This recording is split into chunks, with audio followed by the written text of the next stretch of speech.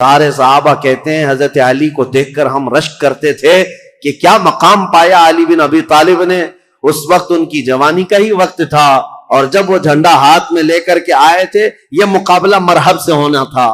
جو 1000 انسانوں سے تنہا لڑ سکتا تھا، اکیلا لڑنے کی طاقت رکھتا، جب وہ رجزیہ اشعار پڑھ رہا تھا، جانتے ہو قلعوں کی دیواروں سے پوچھو مرحب کس کا نام ہے، یہاں کے پتھر میرے چلنے پھرنے سے کانپ جایا کرتے ہیں.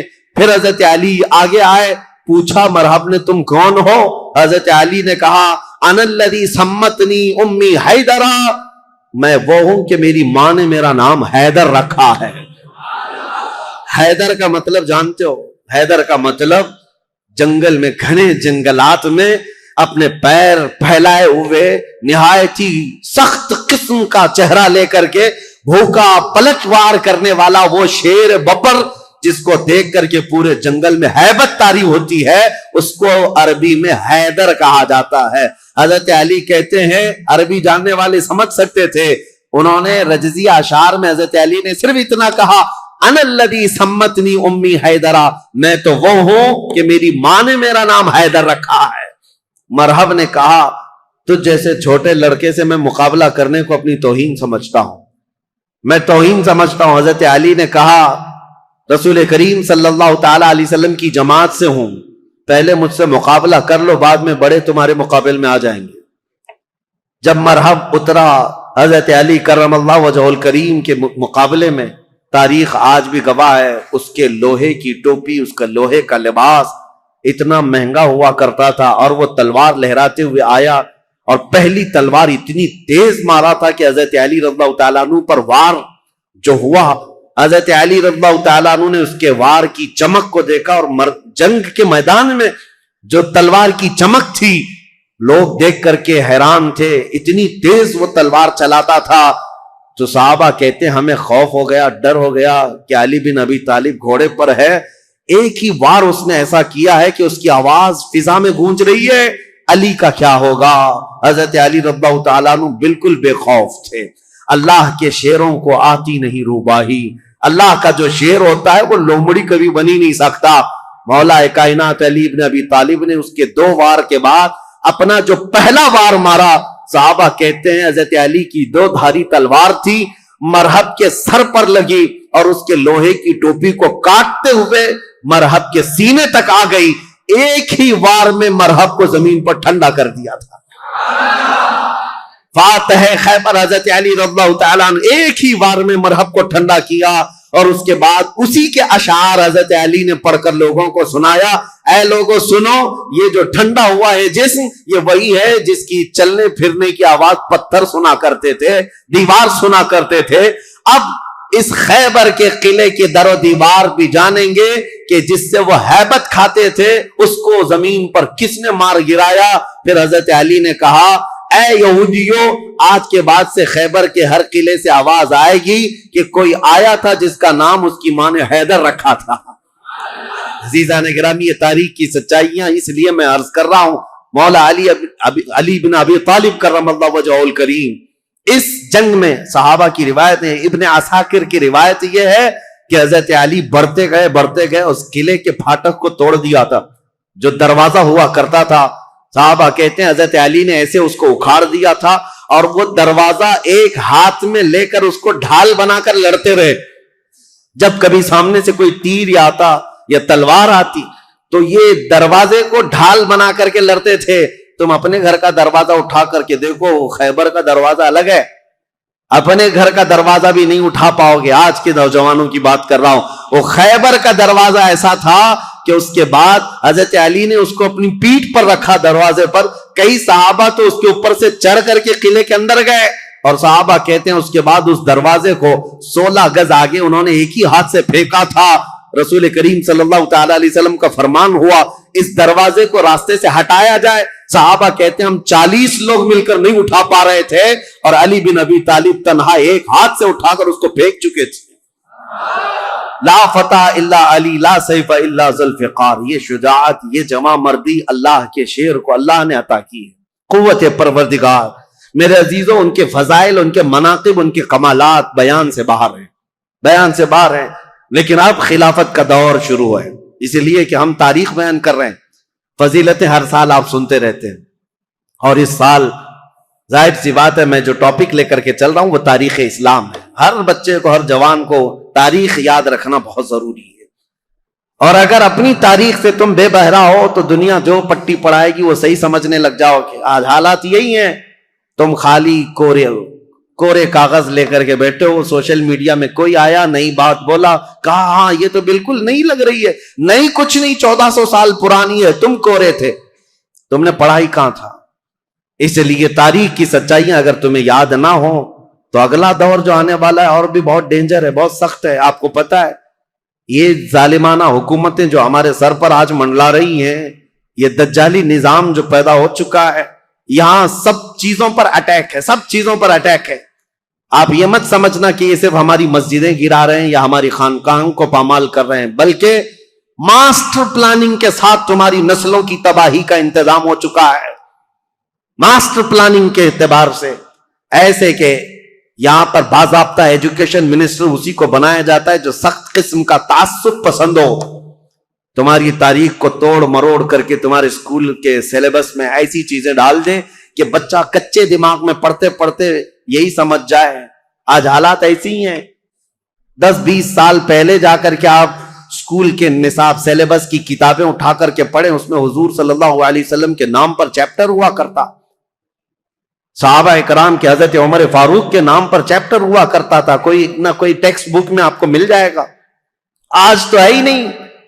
تاریخ اسلام کی یہ سچائیاں، نہ اورنگزیب آئیں گے، نہ شہاب الدین غوری آئیں گے، تاریخ کو مٹا کر کے پتہ نہیں کون کون سے پہاڑی چوہوں کو لا کر رکھا ہے، سب طرح سے بدل کر کے، اس طرح کہ تعصب کی اینک ایسی پہن رکھی ہے انہوں نے کہ تمہارے بچوں میں یہ زہر پھیلتا جائے اور بچے تمہاری تاریخ سے بے بہرا ہو جائیں۔ آج اے نوجوانوں، اگر دنیا تمہاری تاریخ مٹانے کی کوشش کر رہی ہے تو اس وقت تمہاری ذمہ داری ہے، تمہاری ذمہ داری ہے۔ میں رشیا کی ایک چھوٹی سی کنٹری جہاں قرآن پر پابندی لگا کر تقریباً 70 سال گزر چکے تھے، 60 یا 70 سال، سوویت یونین کی لڑائیوں میں، اس سے پہلے جو وہاں کے حالات تھے، مارکسزم، لینن کا جو انقلاب آیا تھا، ریولوشن، کچھ ممالک ایسے سخت اسٹرگل کر چکے ہیں، مسلمانوں کی اذانیں بھی بنتی، قرآن پر پابندی ایسی لگی تھی۔ ایک ہمارے اس تاریخ کو بیان کرنے والے ایک عالم دین ہے، انہوں نے کہا کہ اس ملک میں جانا ہوا تھا، مسجد نام کی کوئی چیز ہی نہیں تھی، ایک جگہ گئے بازار میں تو لوگوں سے معلوم کیا کہ آج جمعہ ہے، کہیں نماز ہے، تو دکان میں بیٹھا ہوا آدمی ہاتھ پکڑ کر لے گیا، ایک دروازہ کھولا، اس دروازے کے اندر دروازہ، اس کے بعد جانے کے بعد ایک کمرہ ہے، وہاں پر کچھ لوگ نماز پڑھ رہے ہیں۔ کہا یہاں سخت پابندی ہے، کھلے عام نماز نہیں پڑھ سکتے۔ نماز پڑھنے کے بعد علاقے کے لوگوں سے، اس عالم دین ہندوستانی تھے، مل کر کے انہوں نے کہا مسلمانوں پر اتنی سخت پابندیاں ہیں لیکن ہیں مسلمان اب تک، نماز تو پڑھ رہے ہیں تم لوگ چھپ کر ہی صحیح۔ انہوں نے کہا نماز ہی نہیں۔ ایک بچے کو انہوں نے سامنے کیا، ایک بچہ تھا تقریباً وہ 12 یا 13 سال کا، کہا یہ قرآن پڑھ سکتا ہے؟ تو وہ ہنسنے لگے، کہا قرآن پڑھ نہیں سکتا بلکہ یہ پورا حافظ قرآن ہے۔ یہ عالم دین کہتے ہیں میں اس کو جگہ جگہ سے قرآن پوچھتا رہا اور وہ قرآن زبانی سناتا رہا۔ ایسی جگہ پر جہاں اذان پر پابندی ہو، جہاں قرآن رکھ نہیں سکتے، ایک بچہ حافظ قرآن ہے۔ انہوں نے پوچھا کہ بیٹا یہ حفظ قرآن ایک باضابطہ مدرسہ لگتا ہے ہمارے ہاں، باضابطہ انوائرمنٹ چاہیے، پھر جا کر کوئی حافظ قرآن بنتا ہے، تم ایسی جگہ پر کیسے بنے؟ وہ کہتا ہے بس میں اپنی دادی سے سن سن کر حافظ قرآن بناؤں، میری دادی حافظ قرآن۔ میں یہ مثال صرف اس لیے دینا چاہتا ہوں، اسلام پر چاہے جیسے ہی سخت حالات آ جائیں، اسلامی سپاہیوں نے اپنے بچوں میں اسلام نسل کرنے کا جب بیڑا اٹھا لیا ہے، دنیا کی عظیم طاقتیں بھی اسلام کو کچھ نہ کر سکی۔ آج وہ ذمہ داری تمہیں اٹھانے کی ضرورت ہے۔ تم یہ مت دیکھو کہ کہاں کیا بدلا جا رہا ہے سوشل میڈیا پر اور یا اسکولوں کے نصاب میں، سیلیبس میں اور فلموں میں، جو ہمیں فلما کر کے دکھایا جا رہا ہے۔ لوگ احتجاج کر کر کے بول رہے ہیں نا کہ اسلام پر ٹارگٹ ہے، 1000 کرنے دو انہیں۔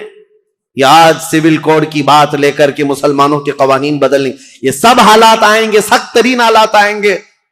ظالموں کو تو اپنا ظلم دکھانا ہی ہے، لیکن اے غیور نوجوانوں، تمہاری ذمہ داری ہے، تم اپنے کندھوں پر یہ بیڑا اٹھا لو۔ ہم دنیا کے درپردہ یا دنیا کے بھروسے پر اپنے بچوں کو نہیں رکھیں گے، ہم اپنے تاریخ کی سچائیاں اپنے بچوں میں منتقل کرتے جائیں گے۔ یہ گڈی گڑیا کی کہانیاں سنانا چھوڑ دو، اپنے بچوں کو لو، رات میں بیٹھ کر میرے آقا کی اور صحابہ اکرام کے ایمان افروز واقعات سناؤ۔ اتنے واقعات آپ نے سن لیے، ہر سال کربلا سناتے ہیں۔ میرے عزیزو، اب کربلا صرف علماء سے نہیں، ہر گھر میں باپ سے بچہ خود سنے۔ کون؟ حسین ابن علی ہیں۔ یہ کربلا کی داستانیں گھر گھر میں ہو، پھر ہمیں کچھ فرق نہیں پڑتا کہ ظالم طاقتیں کیا کیا منصوبے بنا رہی ہیں۔ مولا علی کرم اللہ وجہہ الکریم کی اب تاریخ میں بیان کرنے جا رہا ہوں۔ یہ فضائل تھے، یہ مناقب تھے، ان کے کمالات تھے۔ ان کے کمالات کے لیے اتنا کافی ہے کہ وہ رسول اللہ صلی اللہ علیہ وسلم کے بھائی ہیں، دنیا میں بھی اور آخرت میں بھی۔ ان کی فضیلت کے لیے اتنا کافی ہے کہ رسول اللہ صلی اللہ تعالی علیہ وسلم نے ان کے لیے یہ فرمایا کہ تم میرے لیے ویسی ہی ہو جیسا موسیٰ علیہ السلام کے لیے ہارون علیہ السلام تھے، بس فرق اتنا ہے کہ میرے بعد کوئی نبی نہیں ہوگا۔ ان کی فضیلت کے لیے اتنا کافی ہے کہ سیدہ کائنات فاطمۃ الزہرا ان کے نکاح میں ہیں، اور جنتی جوانوں کے سردار حسن و حسین ان کے بیٹے ہیں۔ ولایت کا سر چشمہ حضرت علی تک پہنچتا ہے۔ اب خلافت کا جو دور ہے، یہ ظاہر سی بات ہے کمپلیکیٹڈ چیز۔ حکومت، سیادت، امارت، خلافت یہ آسان چیز نہیں ہے میرے عزیزو۔ ہر زمانے میں، ہر دور میں یہ عہدہ ہمیشہ اختلافی ہوتا ہی رہا ہے، لیکن صحابہ کے دلوں میں حضور صلی اللہ تعالی علیہ وسلم نے خالص اللہ کی محبت رکھی تھی۔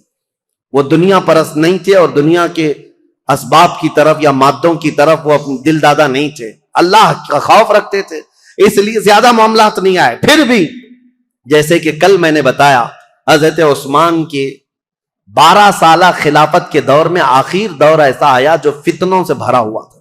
عبداللہ بن سبا نام کا ایک یہودی جس نے یہ بیج بویا اور ایک جماعت پیدا کر دی، اور مسلمانوں میں انتشار اور فرقہ پیدا ہونا شروع ہو گیا۔ اور سبب کہاں، یہ فتنہ کہاں تک پہنچا؟ حضرت عثمان غنی کا قتل ہو گیا مدینے میں۔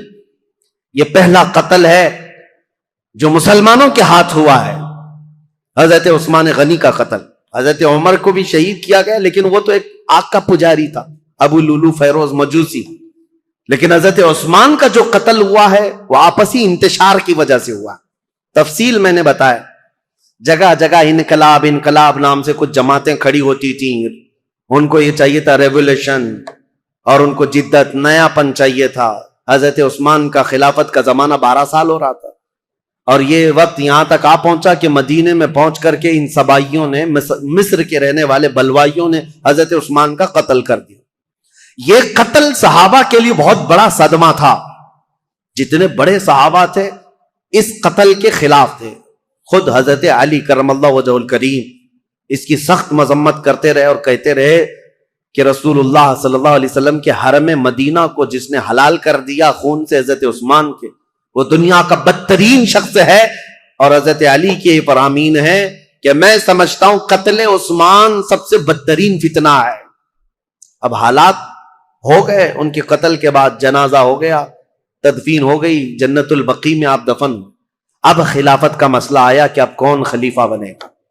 جیسے حضرت ابو بکر کی خلافت، کیسے تمام مسلمانوں نے اتفاق رائے سے آپ کو خلیفہ چن لیا تھا، اور حضرت عمر کو حضرت ابو بکر نے جاتے وقت خود ہی اعلان کر دیا تھا، اس لیے اختلاف نہیں ہوا، صحابہ نے ان کو چن لیا تھا۔ اور حضرت عثمان کی خلافت کیسے ہوئی تھی؟ 6 صحابہ جمع ہوئے تھے، کل جیسے میں نے بتایا مجلس شورا اس کو کہتے ہیں، جس میں حضرت سعد بن ابی وقاص، عبد الرحمن بن عوف، حضرت زبیر، حضرت طلحہ اور حضرت علی، حضرت عثمان، یہ 6 لوگ تھے۔ حضرت عمر نے جاتے جاتے ان کو منتخب کیا تھا، یہ 6 لوگ جس کو منتخب کریں گے وہ خلیفہ ہوگا۔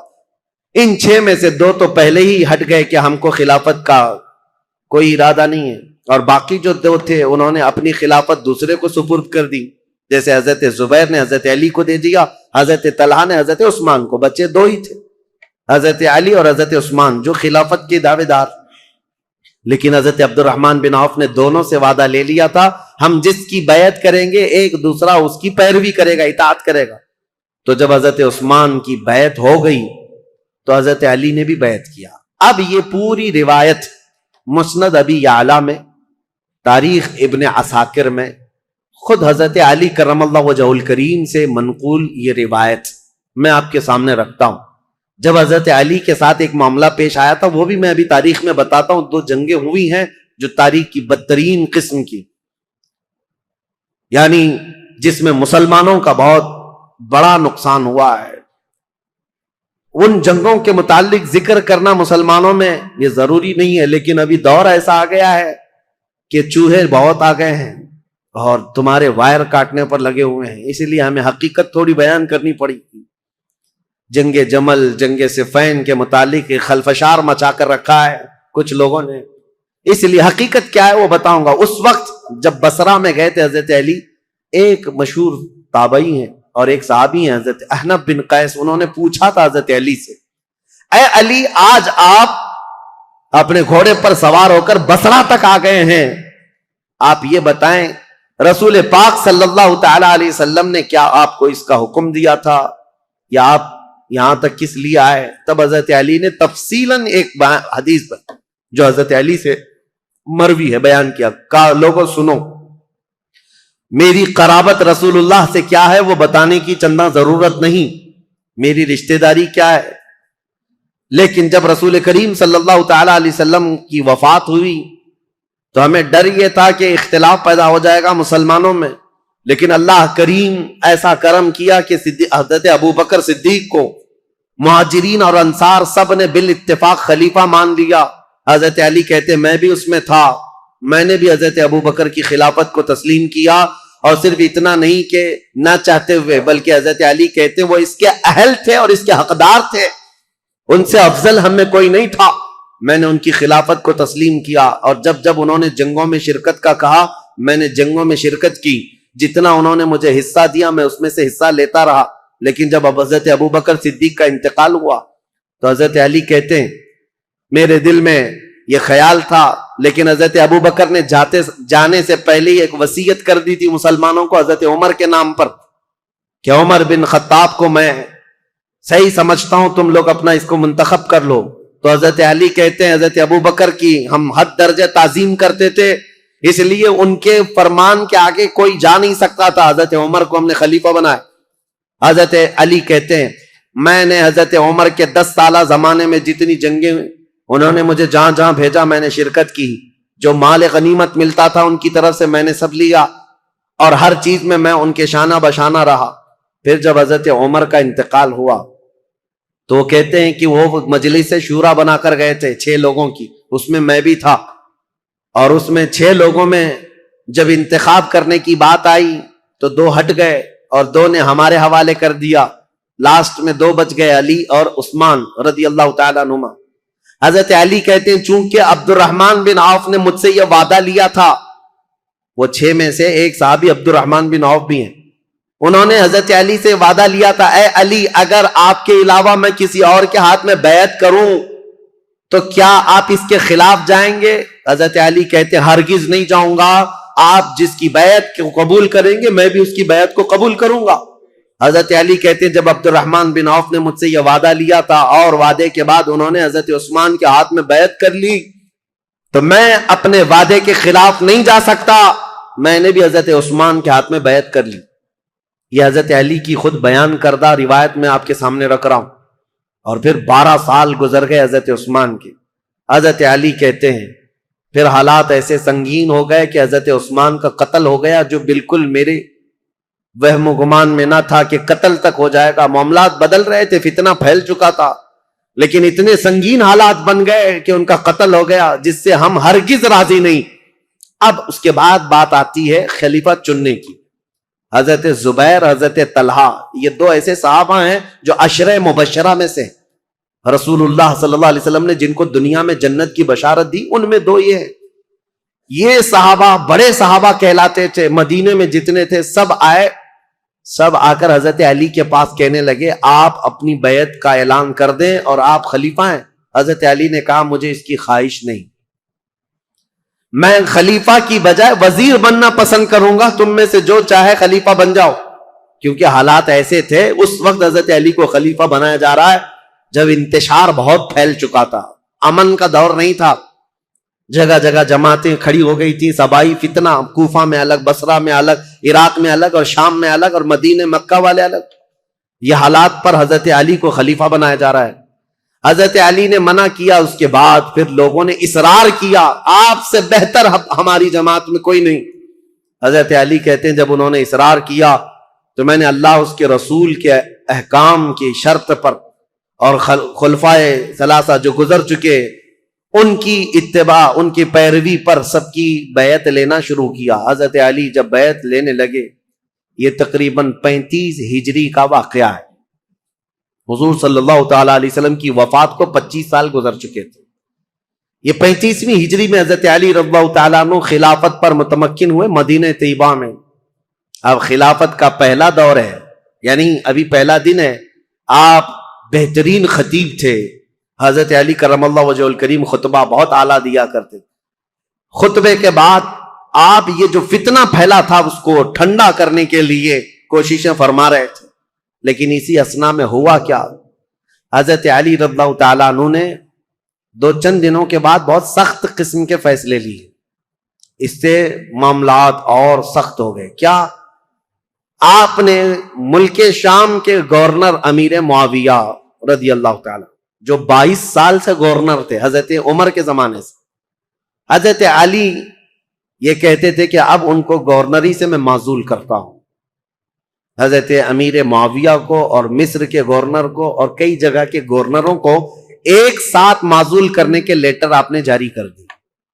جبکہ جو اکابر صحابہ تھے اس میں حضرت ابو موسیٰ اشعری، حضرت عمرو بن عاص، کئی صحابہ آ کر آپ کو مشورہ یہ دے رہے تھے کہ اس وقت یہ فیصلہ لینا اچھا نہیں، حالات بہت بگڑے ہوئے. حضرت عثمان کا قتل ہوا ہے، پہلے آپ اپنی بیعت سب سے لے لیجئے، اس کے بعد ان کے معزول کرنے کا حکم جاری کیجئے. حضرت علی نے حالات کی سنگینی کے اعتبار سے یہ خط جاری تو کر دیا، لیٹر بھیج دیا.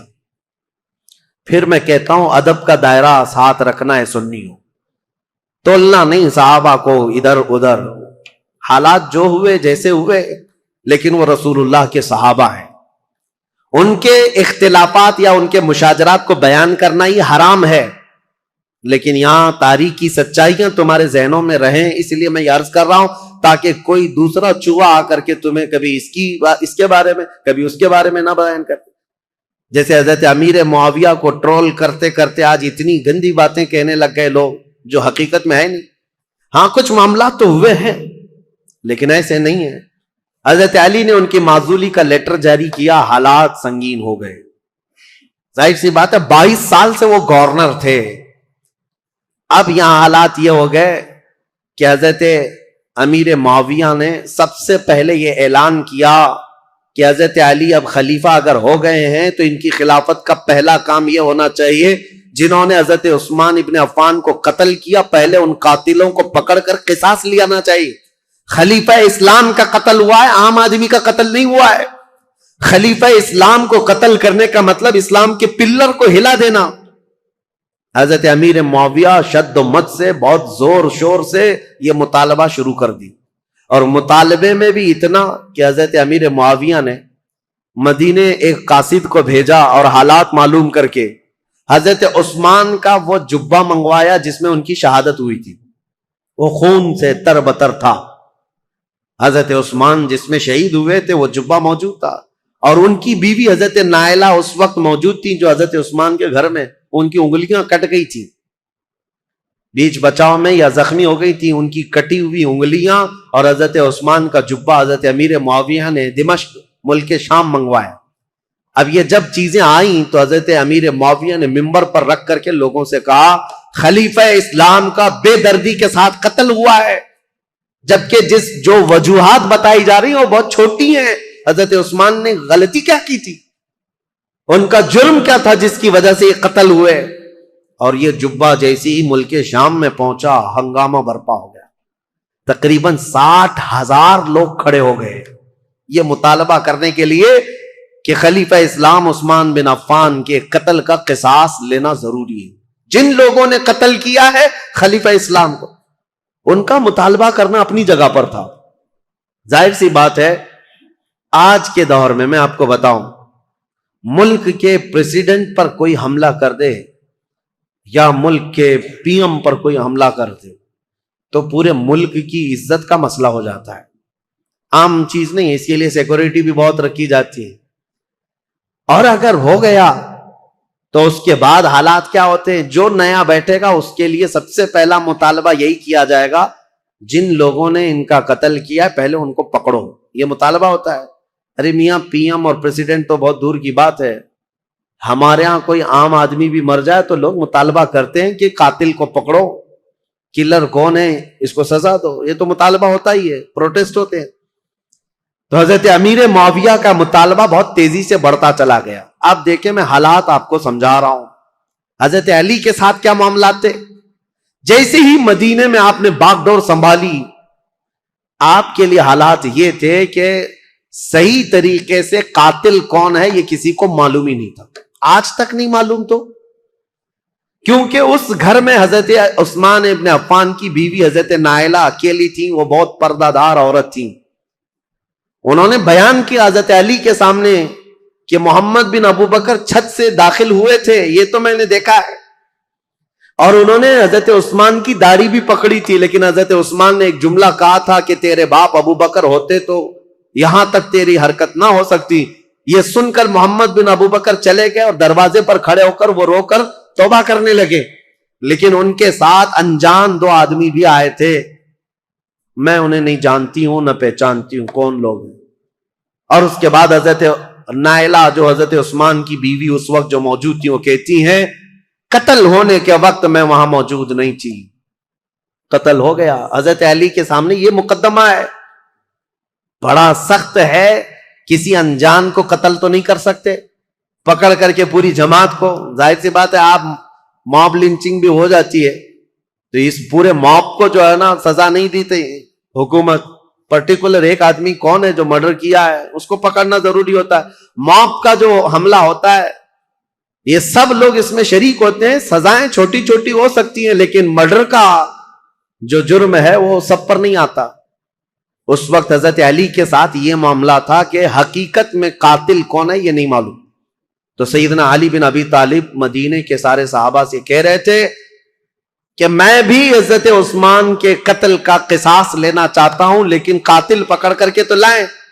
لوگوں نے کہا یہ مصر کے لوگ تھے، بلوائی تھے، ان سب کو پکڑ کے سزا دیجیے۔ حضرت علی کہتے ہیں وہ ایسی جماعت سے ہیں جن پر میرا قابو نہیں ہے، ابھی ابھی خلیفہ بنے ہیں اور مصر میں نیا اسلام ہے، یہ بلوائی یہ جتنے ہیں وہاں پر ایک فتنہ بھی پیدا ہو چکا تھا، تو وہ جدت پسند لوگ تھے، نئے نئے قسم کے اسلام میں آئے ہوئے تھے۔ حضرت علی ان مصلحتوں کو دیکھ کر خون عثمان کا بدلہ لینے میں آپ نے فرمایا کہ اس کو بعد میں حالات کے ٹھنڈے ہو جانے کے بعد لیا جائے گا، بس بات اتنی تھی۔ لیکن غلط فہمی بڑھتی گئی، اور یہ غلط فہمی کو ڈالنے والا کون تھا؟ اسی لیے میں نے کل آپ کے سامنے ایک نام بتایا تھا، عبداللہ بن سبا، ایران کا رہنے والا ایک یہودی جو اسلام میں آیا تھا، اس نے اپنا کام شروع کر دیا مدینے میں جا کر اور دیگر جگہ پر ملک شام میں لوگوں کو بھڑکانا شروع کیا۔ پہلے تو حضرت علی کی حمایت میں بولتا تھا، اب حضرت علی خلافت پہ آئے تو حضرت عثمان کے قتل کا بدلہ لینے کے لیے ابھارنے لگ گیا۔ اب ہوا یہ کہ حضرت عائشہ صدیقہ رضی اللہ تعالیٰ عنہ، ان کا بھی کردار ہے تاریخ میں، ام المومنین ہے، زبان نہ کھولنا ان کے لیے بھی گستاخی کے لیے، ایمان برباد ہو جائے گا۔ ام المومنین رسول اللہ صلی اللہ علیہ وسلم کی محبوبہ ہیں، زوجہ ہیں، یہ حج پر گئی ہوئی تھیں اور حج سے واپس آنے کے وقت حضرت عثمان کا قتل ہو گیا تھا، اور یہ خبر حضرت عائشہ کو پہنچ گئی۔ حضرت عائشہ کا مقام تھا صحابہ میں سب میں بھی، کیونکہ ام المومنین نے سب لوگ احترام کرتے تھے۔ حضرت عائشہ کے پاس جب یہ خبر پہنچی تو حضرت زبیر اور حضرت طلحہ یہ دونوں حضرت علی کے ہاتھ پر بیعت کر چکے تھے مدینے میں، لیکن حالات جب سنگین ہونے لگے تو یہ مدینہ چھوڑ کر مکہ چلے گئے۔ کون؟ یہ بڑے دو صحابہ عشرہ مبشرہ میں، حضرت زبیر حضور صلی اللہ تعالیٰ علیہ وسلم کے یہ بھی بھائی لگتے ہیں، پھوپھی کے بیٹے ہیں، سگی پھوپھی کے بیٹے ہیں حضرت زبیر، جیسے حضرت علی چاچا کے بیٹے ہیں، حضرت زبیر پھوپھی کے بیٹے ہیں۔ تو حضرت زبیر اور حضرت طلحہ دونوں مکہ چلے گئے اور یہ دونوں جا کر حضرت عائشہ سے ملاقات کیا پردے میں اور ان کو حالات بتائے مدینے میں کیا کیا ہوا، حضرت عثمان کا قتل کیسے ہوا۔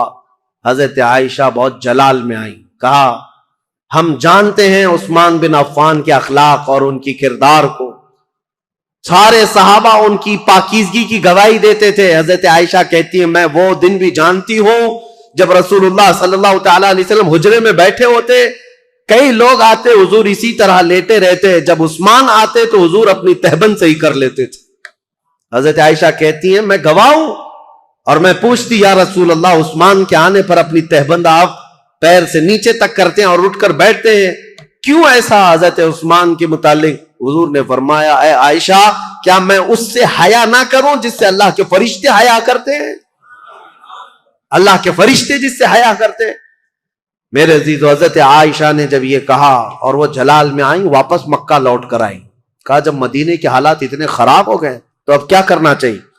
مکہ والوں کو جمع کر کے حضرت عائشہ نے ایک خطبہ دیا اور اس خطبے میں آپ نے یہی فرمایا کہ عثمان بن عفان خلیفہ اسلام تھے، خلیفہ برحق تھے، ان کا قتل پورے اسلام کے لیے کلنک ہے، اس کا بدلہ تو لینا ہوگا، قصاص ضروری ہے، ورنہ اسلام پر یہ دھبا ہمیشہ کے لیے رہ جائے گا۔ حضرت عائشہ کی تقریر پر جوش آیا لوگوں میں، اور پھر مکہ والے بھی جمع ہو گئے۔ مکہ والوں نے سب آ کر کے حضرت عائشہ سے کہا کہ یہ بدلہ لینے کا طریقہ کیا ہے؟ حضرت علی خلیفہ ہو گئے اور انہوں نے سب سے بیعت لی ہے، لیکن طریقہ کیا ہے؟ حضرت عائشہ اب اس بارے میں مشورہ کر رہی تھی، ہاں طریقہ کیا ہے، اس پر بھی تو سوچنا چاہیے کہ خون عثمان کا بدلہ لینا ہے، لیکن وہ قوم مصر کے رہنے والی ہے اور مصر میں ہماری پہنچ نہیں، کیسے؟ تو اس میں جب صحابہ کی میٹنگیں ہونے لگی مکہ میں، تو اب میں آپ کو بتاؤں یہاں سے ایک نئی جنگ کی ابتدا ہو گئی۔ حضرت عائشہ اپنی اونٹنی پر سوار ہو کر، پہلے لوگوں نے کہا کہ ملک شام چلتے ہیں، امیر معاویہ نے بھی خون کے بدلے کا اعلان کیا، یا پھر مدینے چلتے ہیں، لیکن ان دونوں رائے کو آپ نے، حضرت عائشہ صدیقہ نے چھوڑ دیا اور بصرہ کی طرف آپ روانہ ہو گئیں۔ بصرہ عراق کا ایک شہر ہے۔ اس بیچ میں کئی ایسے محتاط صحابہ ہیں جو اس جنگ میں شامل نہیں ہوئے۔ حضرت عائشہ جب جانے لگیں، کیونکہ میٹنگیں اتنی ہو گئی تھیں، اور جب لوگ یہ کہنے لگے کہ یہ بدلہ لینا تو خلیفہ وقت کا کام ہے، تو حضرت علی اس وقت بدلہ قصاص لینے پر تیار نہیں تھے، یا یہ فرما رہے تھے کہ ابھی اس قوم سے ہمارا پالا نہیں ہے، یا اس قوم پر ہمارا قابو نہیں ہے، ہم بعد میں بدلہ لیں گے، لیکن یہ مطالبہ شدت اختیار کر گیا۔ اب حضرت علی کو مدینے میں بھی آ کر خبر پہنچ گئی کہ حضرت عائشہ لوگوں میں جمع ہو گئی، اور انہوں نے خون عثمان کا قصاص لینے کا اعلان کر دیا، اور حضرت علی کو یہ بھی خبر مل گئی کہ امیر معاویہ کو جو ہم نے خط لکھا تھا، حضرت امیر معاویہ نے بدلے میں خط بھیجا جو بالکل خالی تھا، کچھ بھی لکھا ہوا نہیں تھا۔ حضرت علی سمجھ گئے معاملات سنگین ہے، یعنی امیر معاویہ نے وہاں سے اعلان یہ کر دیا ہے کہ پہلے خون عثمان کا بدلہ لیا جائے گا، بعد میں حضرت علی کی بیعت اور خلافت کا معاملہ ہوگا۔ اب یہ بظاہر ٹکراؤ والی صورت ہے، ایک طرف سے مطالبہ ہے شدت سے بدلہ لینے کا، اور ایک طرف حضرت علی مصلحت کو دیکھ رہے تھے، حکمت کو دیکھ رہے تھے۔ اس وقت حضرت علی کہتے ہیں اس خانہ جنگی کو، جس کو کہتے ہیں گرہ یدھ، اپنے اندر چلنے والی جنگ کو اگر خاتمہ نہ کیا جائے تو اس کا بہت بڑا نقصان اٹھانا پڑے گا اور ہمارا شیرازہ منتشر ہو جائے گا۔ حضرت علی مدینے میں لوگوں کو جمع کرتے ہیں، چلو ہم اس معاملے کو ٹھنڈا کریں گے۔ جب سب لوگ جمع ہوئے حضرت علی کے ساتھ، حضرت علی اب کوفہ کی طرف روانہ ہو گئے۔ حضرت علی کے ساتھ اس وقت 10,000 لوگ تھے۔ میرے عزیزو، جب 10,000 لوگ ادھر ہیں، حضرت عائشہ کے ساتھ شروع میں 3,000 تھے، پھر راستے میں کئی لوگ شامل ہوئے، وہاں پر بھی 10,000 کی تعداد۔ اب 10,000 کی تعداد جب ہوئی تو اس میں سارے مخلصین نہیں تھے، کئی فتین بھی شامل تھے، ادھر بھی ادھر بھی، سبائی فتنے کے لوگ ادھر بھی تھے ادھر بھی تھے۔ اب حضرت علی رضی اللہ تعالیٰ عنہ یہاں سے نکلے ہیں اور مسلمانوں میں یہ بات پھیل گئی کہ 2 جماعتوں میں جنگ ہونے جا رہی ہے، ایک طرف حضرت عائشہ ایک طرف حضرت علی۔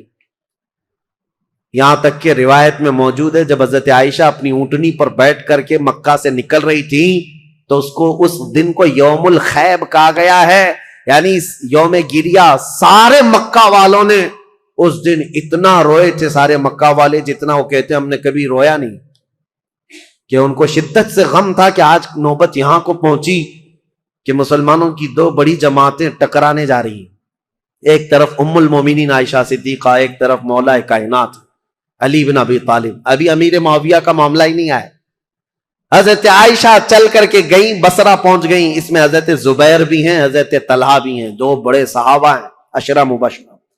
ادھر حضرت علی کے ساتھ جو 10,000 صحابہ ہیں، اس میں حضرت عمار بن یاسر، مقداد بن اسود، بلال حبشی، کئی صحابہ، حضرت علی رضی اللہ تعالیٰ عنہ کے ساتھ حضرت سلمان فارسی، یہ لوگ ہیں۔ نکلے ہیں، جنگ کی نیت تو نہیں تھی، معاملات کو دیکھا جائے گا اور سامنے بیٹھ کر کے کچھ کیا جائے۔ اب حضرت علی کوفہ گئے تو وہاں حضرت ابو موسیٰ اشعری تھے، یہ بھی بڑے صحابی ہیں جنہوں نے بعد میں چل کر صلح کرائی۔ یہ کوفہ والوں میں بیان کر کر کے لوگوں کو یہ کہہ رہے تھے کہ اے لوگوں، اپنا ایمان بچانا، آخرت بچانی ہے، تلواریں اپنے نیام میں رکھو، کوئی اپنے گھر سے نہ نکلے، کوئی ان جنگوں میں شرکت نہ کرے۔ حضرت ابو موسیٰ اشعری تو لوگوں کو منع کر رہے تھے۔ پھر حضرت علی کوفہ پہنچ گئے۔ یہ کوفہ پہنچنے کی وہی تاریخ ہے کہ جب حضرت علی کوفہ پہنچے تو پھر اس کے بعد مدینے دوبارہ تشریف نہیں لائے۔ یہاں سے حضرت علی کی خلافت کا باضابطہ جو دور، کوفہ جو دارالعاصمہ، دارالخلافہ بنا اسلام کا، حضرت علی جب وہاں آئے تو لوگوں کو آپ کی فوج میں شامل کیا گیا۔ حالات سنگین ہو رہے، طاقت کے بل بوتے، طاقت کے زور، اس کو ٹھنڈا کرنا چاہیے۔ اب اس میں محتاط صحابہ جو تھے ان کی بھی رائے میں بتاتا ہوں۔ حضرت عبداللہ بن عمر ہیں، حضرت عمر بن عاص ہیں، یہ لوگ شریک نہیں ہوئے۔ محمد بن مسلمہ ہیں، یہ لوگ شریک نہیں ہیں۔ احنف بن قیس، یہ بعد میں۔ ان لوگوں سے حضرت علی نے بلا کر کے کہا بھی تھا کہ تمہاری رائے کیا ہے؟ حضرت عمر بن عاص نے کہا کہ میں چل تو پڑوں گا آپ کے ساتھ، لیکن بس اتنی شرط ہے، آپ مجھے وہ تلوار دیں جو تلوار یہ پہچانتی ہو کون سی گردن مسلمان کی کون سی کافر کی، مجھے وہ تلوار دیجیے، کیونکہ جنگ ہو رہی ہے، دو جماعتیں جو دونوں طرف مسلمان ہیں، صحابہ ادھر بھی ہیں، صحابہ ادھر بھی ہیں۔ عمر بن عاص نے کہا میرے پاس ایسی تلوار نہیں جو پہچانتی ہو گردن کس کی ہے، اگر یہ مل گئی تو پھر شریک ہو جاؤں۔ اس کے بعد حضرت محمد بن مسلمہ کو بلا کر پوچھا کہ آپ کیوں نہیں؟ کہا میں نے رسول اللہ صلی اللہ تعالی علیہ وسلم سے سنا تھا، میرے آقا نے فرمایا تھا محمد بن مسلمہ اس تلوار کو کبھی نیچے ہونے نہیں دینا، اعلاء کلمت الحق کے لیے استعمال کرنا، اور جس دن یہ نوبت آ جائے کہ یہ تلوار تجھے کسی مسلمان پر اٹھانی پڑے تو احد پہاڑ کے پاس جا کر کسی پتھر پر تیری تلوار توڑ دینا۔ محمد بن مسلمہ کہتے ہیں کل رات جا کر میں نے اپنی تلوار توڑ دی، آج نوبت یہاں پہنچ گئی ہے کہ ہمیں تلوار اٹھانی پڑ رہی ہے، میں تو تلوار توڑ چکا ہوں۔ حضرت عبداللہ بن عمر، انہوں نے بھی یہی کہا کہ میں فرق نہیں کر پاؤں گا کہ کون حق پر ہے کون کس پر ہے، اسی لیے میں اس میں شریک نہیں ہوں۔ کچھ محتاط صحابہ ان میں نہیں آئے، لیکن حضرت علی جب سفر پر روانہ ہو، یاد رکھو مسلمانوں، ایمان کی حفاظت اسی میں ہے، دونوں جگہ کا بیلنس برقرار رکھو، ام المومنین کا بھی، مولا کائنات کا بھی، دونوں رسول اللہ کی قرابت دار ہیں، رشتہ دار ہیں۔ حضرت عائشہ صدیقہ جب آئیں تو اب مشورے ہو رہے تھے، میٹنگیں ہو رہی تھی، ان کے خطبے اتنے پر اثر تھے کہ لوگ جمع ہوئے۔ جب وہ بصرہ میں گئی تو 12,000 لوگ جمع ہوئے، کہا کہ نہیں، حق پر ہیں، خون عثمان کا بدلہ لینا چاہیے۔ یہ حالات دیکھ کر کے ایک صحابی ایسے ہیں جن کا بہت بڑا رول ہے، حضرت قعقاع، یہ آئے، حضرت زبیر، حضرت طلحہ، حضرت عائشہ، ان کے پاس آئے، کہا اچھا یہ میٹنگ بعد میں ہوئی، اس سے پہلے ایک حادثہ ہو گیا تھا، کیا ہے؟ بصرہ میں جیسی حضرت عائشہ پہنچی تو بصرہ کے جو گورنر تھے وہاں پر، تو جو گورنر تھے وہ حضرت علی کی طرف سے تھے، عثمان بن حنیف، انہوں نے کیا کیا کہ راستہ روکنا ہے ان کا، یہ تو لڑنے کے لیے آئے، تو انہوں نے فوراً ہی جنگ شروع کر دی، جبکہ حضرت علی کے آنے کا انتظار کرنا تھا۔ تو عثمان بن حنیف نے لوگوں کو اتار دیا، اور جنگ جیسی خالی راستہ روکنے کے لیے شروع ہوئی تھی، اس میں 700 لوگ مارے گئے بصرہ کے۔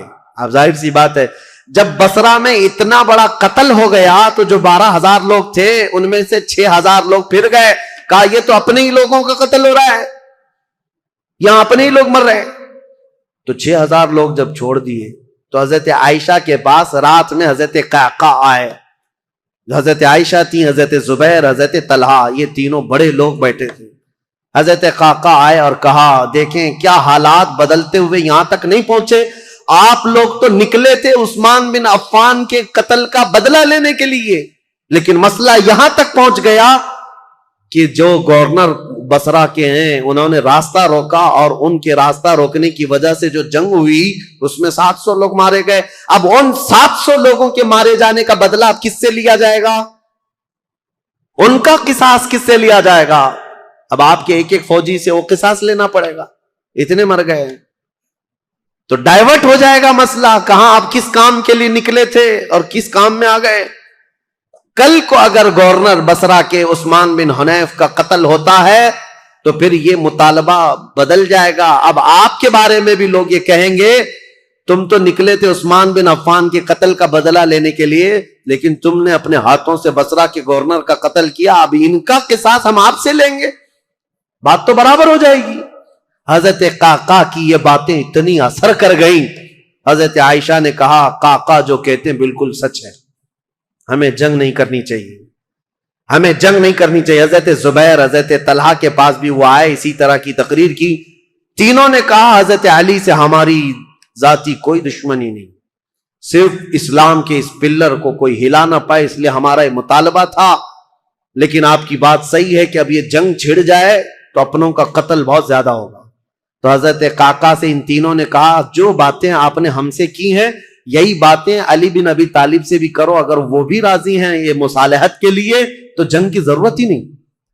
تو حضرت قعقاع سیدھے کوفہ گئے حضرت علی کے پاس. یہی ساری باتیں حضرت علی کے پاس انہوں نے رکھا، کہا ایسے حالات ہیں. حضرت علی نے گرین سگنل دے دیا اور کہا ہم بھی جنگ کے لیے نہیں آئے قعقاع، جو تم باتیں کر رہے ہو ہم بیٹھیں گے، زبیر اور طلحہ میرے بھائی ہیں، ہم مصالحت کے لیے جائیں گے. حضرت علی جب آئے بصرہ تو یہ دونوں جماعتیں، حضرت عائشہ کی جماعت ہے، حضرت علی بن ابی طالب کی. سنو توجہ سے، اب اصل مسئلہ شروع ہوتا ہے. رات کو میٹنگیں ہوئی مصالحت کے لیے، حضرت قعقاع کبھی ادھر گئے کبھی ادھر گئے، دونوں نے رات میں ایگریمنٹ بھی لکھ لیا. حضرت زبیر خود چل کر کے حضرت علی کے پاس آئے. حضرت علی سے گفتگو کرنے سے پہلے ہی حضرت علی نے ان سے پوچھا اے زبیر تمہیں یاد ہے رسول اللہ صلی اللہ علیہ وسلم نے ایک مرتبہ میں بھی تھا اور تم بھی تھے. سنو حضرت علی حدیث سنا رہے ہیں، حضرت زبیر کو یاد دلا رہے ہیں، کہا میں بھی تھا تم بھی تھے، رسول اللہ نے تم سے یہ نہیں کہا تھا اے زبیر ایک دن تم علی سے لڑو گے اور علی حق پر ہوں گے، ایک دن تم علی سے لڑو گے اور علی حق پر ہوں گے. تو حضرت زبیر نے کہا سچ کہا علی تو نے، میں نے رسول اللہ سے یہ سنا تھا. کہا حضرت زبیر اسی دن وہاں سے کہتے میں لڑنا نہیں چاہتا تم سے، نکل گئے. جیسے ہی حضرت زبیر گئے حضرت طلحہ نے پوچھا ان سے کیا بات ہے. حضرت زبیر نے کہا علی نے مجھے وہ حدیث یاد دلائی جو رسول اللہ نے میری زندگی میں کہا تھا، علی حق پر ہے، علی حق پر ہے. حضرت زبیر چل پڑے تو حضرت طلحہ نے کہا اے زبیر میں بھی اس فعل پر اس کام پر نادم ہوں، شرمندہ ہوں، میں بھی نکل چلتا ہوں. یہ رات کی خبر جو ہو رہی تھی حضرت عائشہ رضی اللہ تعالیٰ عنہ کے پاس پہنچی تھی.